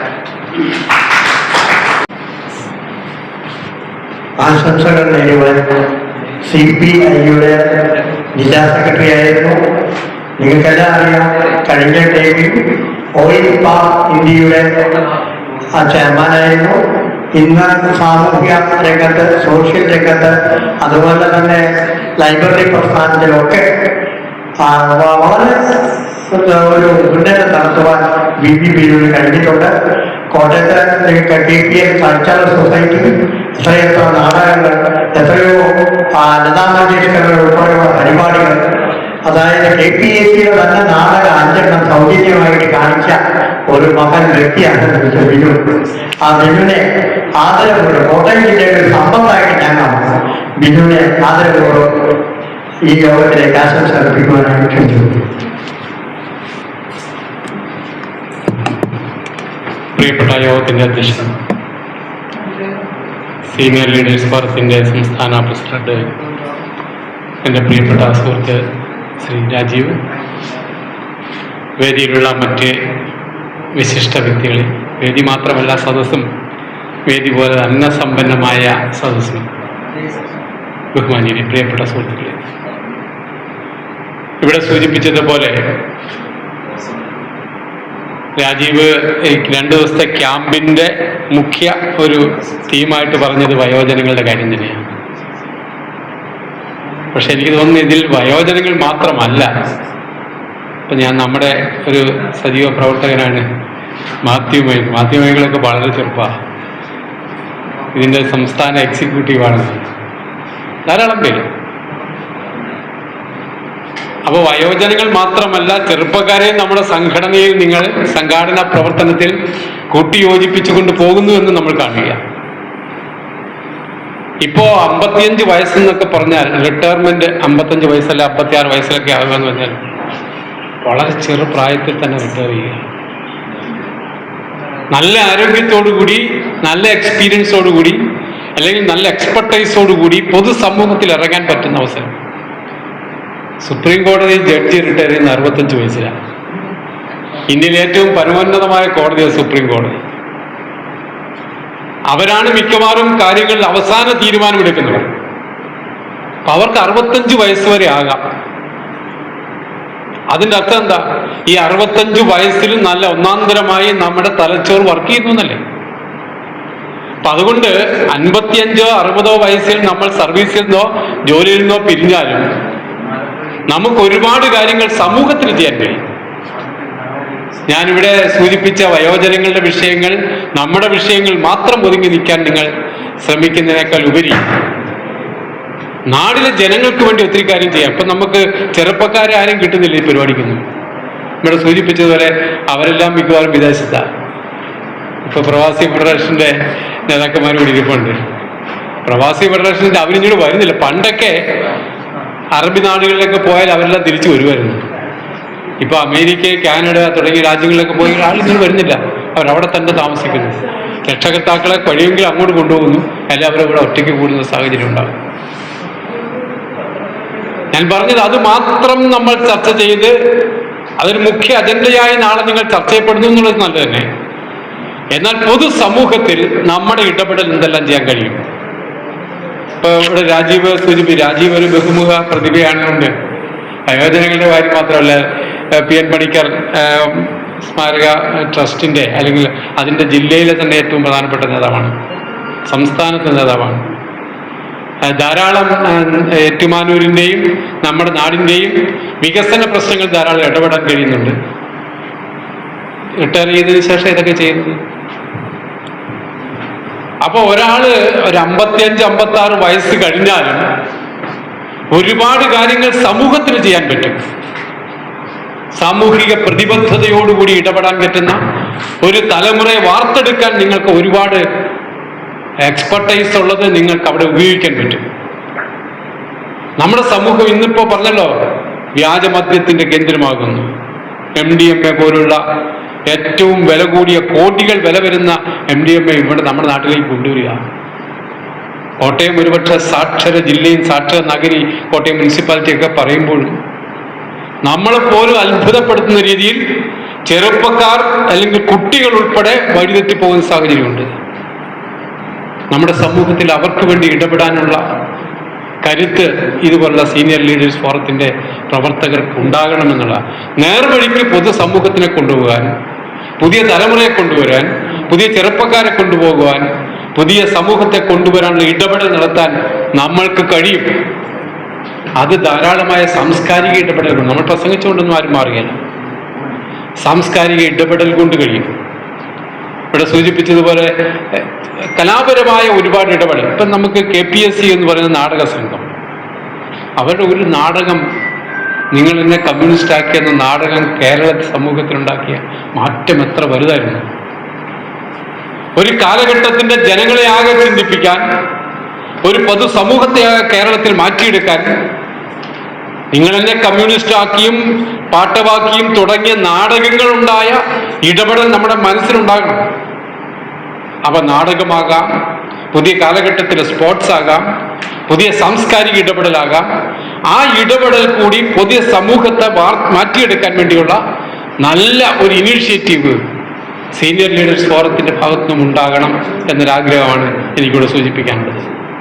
തീർച്ചയായും വയോജനങ്ങളുടെ വിഷയങ്ങൾ നമ്മൾ ചർച്ച ചെയ്യപ്പെടേണ്ടതാണ്. ഇവിടെ സൂചിപ്പിച്ചതുപോലെ നമ്മുടെ നാട്ടിൽ തന്നെ മിക്കവാറും വീടുകളെല്ലാം അടഞ്ഞു കിടക്കുക, ആരുമില്ല. പക്ഷെ ക്രൂരത ഏറ്റവും കൂടുതൽ വരുന്നു, അന്ധവിശ്വാസം പെരുകുന്നു. നമ്മുടെ വിദ്യാഭ്യാസ രംഗം തന്നെ ആ രീതിയിൽ മാറിക്കൊണ്ടിരിക്കുന്നു. അത് നമ്മൾ കാണും. നാഷണൽ എഡ്യൂക്കേഷൻ പോളിസി എന്ന പോളിസി പുതിയ കാലഘട്ടത്തിൽ കൊണ്ടുവന്ന് ശാസ്ത്രത്തെക്കാൾ ഉപരി അന്ധവിശ്വാസങ്ങൾ നമ്മുടെ നാട്ടിൽ പ്രചരിപ്പിക്കുന്ന ശക്തമായ ഇടപെടൽ നമ്മുടെ സമൂഹത്തിൽ ഉണ്ടാകുന്നുണ്ട്. അപ്പോൾ അത് നമുക്ക് ചർച്ച ചെയ്യപ്പെടണം. ഒരുപാട് ഞാനിപ്പോൾ എൻ്റെ പ്രിയപ്പെട്ട സുഹൃത്ത് ഹരിയോടിക്കൊണ്ട് തർക്കങ്ങളുള്ള വിഷയങ്ങളുണ്ടാകും. പക്ഷെ നമ്മൾ ചർച്ച ചെയ്യപ്പെടണം. ശാസ്ത്രം എവിടെയെങ്കിലും തമസ്കരിക്കപ്പെടുന്നുണ്ടോ? അതും നമ്മുടെ ചർച്ചകളുടെ ഭാഗമായി ഉണ്ടാകണം. ഞാൻ ദീർഘമായി പറഞ്ഞു പോകുന്ന 2 ദിവസത്തെ ക്യാമ്പ് ഇന്ന് നാളെയും പോയി നടക്കേണ്ടതാണ്. പലരും പോയിട്ട് വരേണ്ടവരാണ് എന്ന് രാജീവ് പറയുന്നുണ്ട്. ഞാൻ അതോടൊപ്പം ഇതുപോലുള്ള പരിപാടികൾ ഹരി ആദ്യം പവർ ബോർഡ് ചെയർമാനായി നമ്മുടെ നാട്ടിൽ നിന്ന് ചെറുപ്പക്കാരൻ വരുന്നതിലുള്ള ഈ സീനിയർ ലീഡേഴ്സ് ഫോറത്തിൻ്റെ ഒരു ആശംസയും കൂടി നിങ്ങളുടെ എല്ലാ പേരും ഞാനിവിടെ ഹരിക്ക് നൽകുകയാണ്. നമ്മുടെ നാടിൻ്റെ അഭിമാനമാണ്. രാഷ്ട്രീയമല്ലല്ലോ പ്രധാനം. റബ്ബർ ബോർഡ് പോലെ ഇന്ത്യയിലെ ഏറ്റവും വലിയൊരു സ്ഥാപനം, പ്രത്യേകിച്ച് കേരളമാണ് ഇന്ത്യയിൽ ഏറ്റവും കൂടുതൽ റബ്ബർ ഉൽപ്പാദിപ്പിക്കുന്ന നാട്. കോട്ടയത്തിൻ്റെ സമ്പദ്ഘടനയുടെ അടിത്തറ റബ്ബറാണ്. ആ റബ്ബർ ബോർഡ് അതിന് ചെയർമാനായി ഹരിയെപ്പോലെ വളരെ ക്രിയേറ്റീവായി ഇടപെടാൻ കഴിയുന്ന, ചടുലമായി ഇടപെടുന്ന ഒരു രാഷ്ട്രീയ പ്രവർത്തകൻ, പൊതുപ്രവർത്തകൻ വരുന്നു എന്നുള്ളത് സന്തോഷകരമായ കാര്യമാണ്. അതുകൂടി നിങ്ങളുടെ ഒപ്പം പങ്കുവെച്ചുകൊണ്ട് ഈ പരിപാടിയിൽ സീനിയർ ലീഡേഴ്സ് ഫോറത്തിൻ്റെ പ്രവർത്തകർ കഴിഞ്ഞ കുറേ ദിവസങ്ങളായി നടത്തുന്ന നല്ല പരിശ്രമങ്ങളുടെ ഭാഗമായാണ് ഈ 2 ദിവസത്തെ ക്യാമ്പ്. വലിയ പ്രമുഖരായ വ്യക്തിത്വങ്ങളെല്ലാം ഇവിടെ വിളിച്ചിരുത്താൻ അവർക്ക് കഴിഞ്ഞു എന്നുള്ള പ്രത്യേകമായി എടുത്ത് പറയേണ്ടതാണ്. എല്ലാ ആശംസകളും നേർന്നുകൊണ്ട് ഞാൻ എൻ്റെ വാക്കുകൾ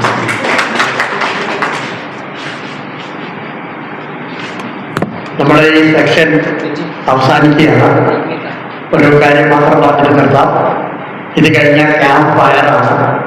കുറച്ച് പേരെങ്കിലും ഉള്ളത് വലിയ സന്തോഷമാണ്. നാളെ രാവിലെ 1.5 മണിക്കൂർ നീണ്ടുന്ന ചർച്ചയാണ്.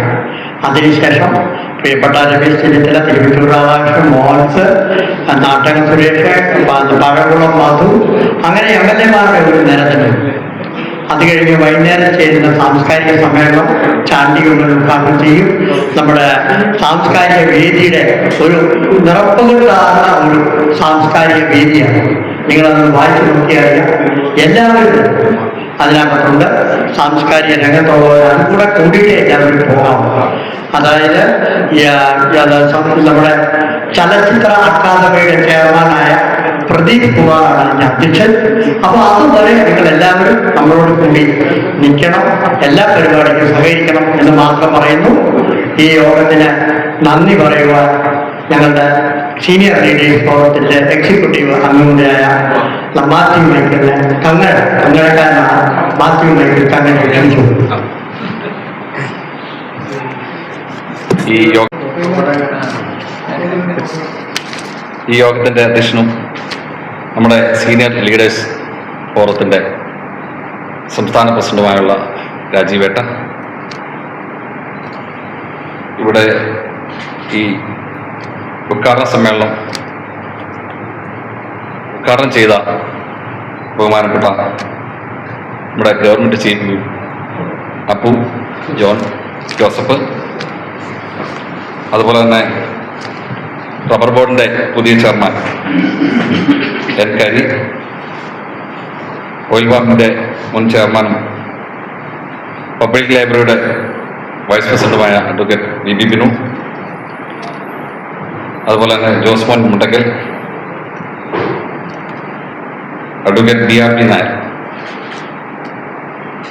സ്നേഹമുള്ള ലീഡേഴ്സ് ഫോറം അംഗങ്ങൾ എല്ലാവരും എന്നെ കഴിഞ്ഞ് വലിയ നേതൃത്വ നിലയിലൊക്കെ വന്നിട്ടുള്ള ആളുകളാണ്. കേവലം 10-25 വർഷക്കാലം ബാലരസിക്കത്തിലൂടെ കന്നഡ യൂണിയന്റെ രക്ഷാധികാരി പദം സ്വീകരിച്ചിട്ടുള്ള ഒരാളാണ് ഞാൻ. സംസ്ഥാനത്തെ അന്ന് ആ കാലത്തൊക്കെ കല്യാണം കഴിക്കാതെ രക്ഷാധികാരിയാകാൻ പറ്റിയാലെന്ന് ശങ്കർ സാറ് പറയുമായിരുന്നു. അങ്ങനെ ഒരിക്കൽ 2000 തികയുന്ന സമയത്ത് 2000 ആണ്ട് തികയുന്ന ആ സമയത്ത് മാത്തുക്കുടിച്ചാൻ കോട്ടത്തേക്ക് വിളിക്കുകയും മാത്യു മേക്കിൽ കങ്ങാട് യൂണിയൻ രക്ഷാധികാരി. അപ്പം ഞാൻ പറഞ്ഞു, അല്ല ഞാനത് എനിക്ക് പറ്റുമോ എന്നുള്ള അറിയില്ല, വർഗീസാറാണ് അവിടെ, കിഴക്കയിലെ വർഗീസാറാണ് അവിടുത്തെ രക്ഷാധികാരി നിലവിൽ, എനിക്കറിയില്ലെന്ന് പറഞ്ഞു. അപ്പോൾ രക്ഷാധികാരിയുടെ ഇതിലേക്ക് ഞങ്ങൾ ചില കാറ്റഗറി തിരിച്ചിട്ടുണ്ട്. അതിൽ കുറ്റിക്കലെ ഷിജു മാത്യു മൈക്കിളുമാണ് മത്സരിച്ചത്. അതിനകത്ത് മാത്യു മൈക്കിളിനെയാണ് ഞങ്ങൾ തിരഞ്ഞെടുത്തിരിക്കുന്നത്. ഒരു ഫോട്ടോ കൊടുക്കണം, ബാക്കിയുള്ള കാര്യങ്ങൾ ശങ്കരത് സംസാരിക്കും.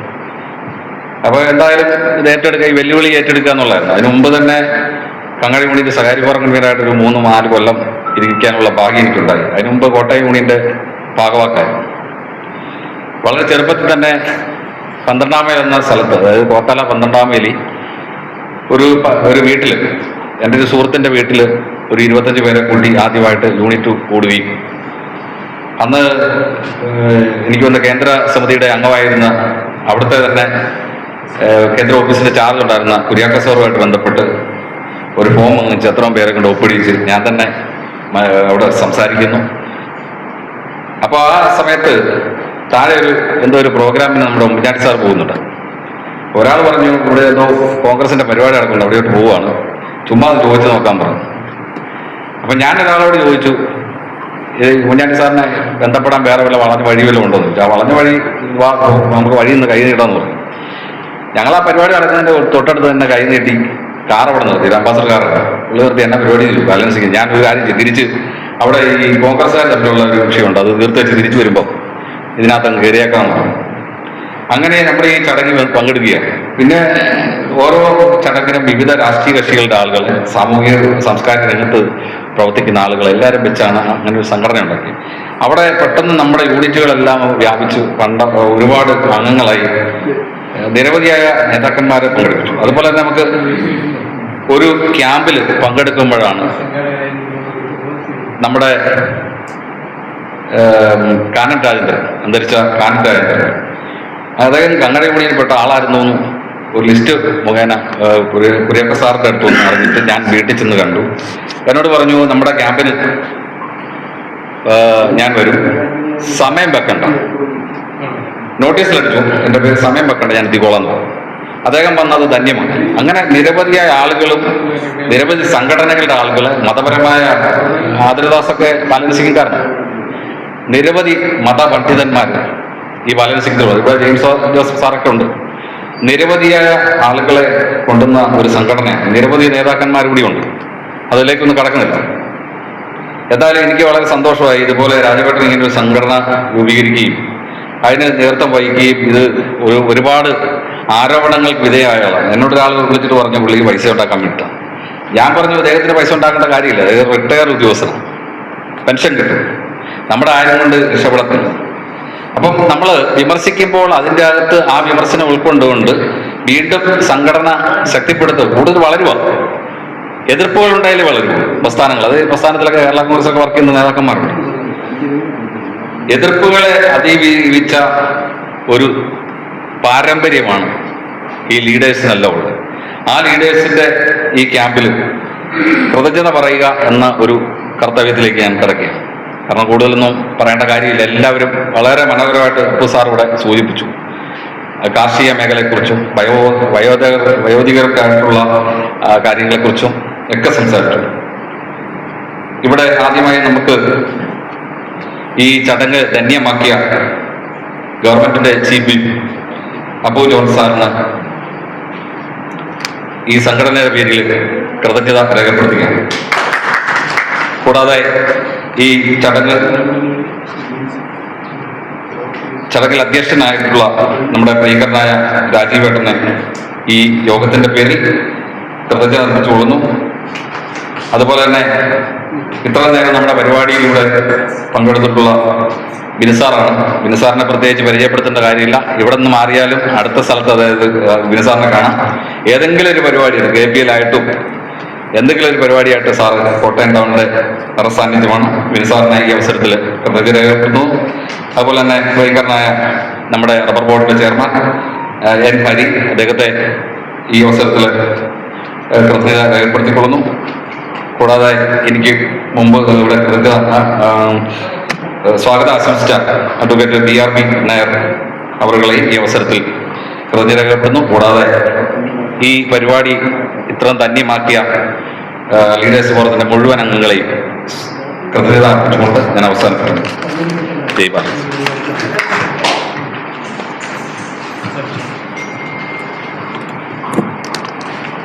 നമ്മുടെ യോഗ അവസാനിക്കുകയാണ്. ആരും പോകരുത്. ഇവിടെ വന്നിരിക്കുന്ന എല്ലാവർക്കും ഭക്ഷണമുണ്ട്. ആരും പോകും. അതായത് ഗസ്റ്റായിട്ട് വന്നവരും എല്ലാവർക്കും ഭക്ഷണ അവാർഡ് കഴിക്കും. അപ്പോൾ കഴിച്ച ശേഷം ഞങ്ങളെ സ്റ്റേജിൽ ഇരിക്കുന്നവർ വരെ അത് കഴിഞ്ഞേ പോകാമോ. അത് ഞങ്ങളുടെ ജാതിയിലേറ്റവും ഭക്ഷണം കഴിച്ച ശേഷം നമ്മുടെ ഇൻവൈറ്റ് ആയിട്ട് വന്ന ആൾക്കാരുമെല്ലാം പോകാവുമില്ല അഭ്യർത്ഥിക്കുകയാണ്. അതിനുശേഷം നമ്മുടെ ഇവിടെ കൂടിയിരിക്കുന്ന ആൾക്കാർക്ക് ക്യാമ്പ് ഫയർ ഓപ്പൺ നടത്തണം.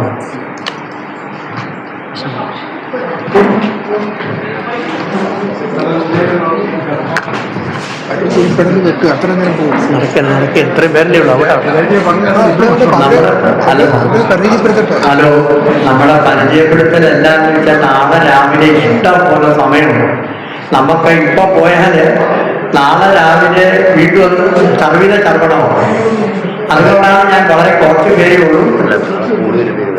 നാളെ നമ്മൾ നോക്കണം, ഈ ഓഡിറ്റോറിയം നിറയും. അന്നേരം ചെയ്യുന്നതല്ലേ നല്ലത്. അതുകൊണ്ടാണ് ചെയ്യാറ്. നമ്മളെ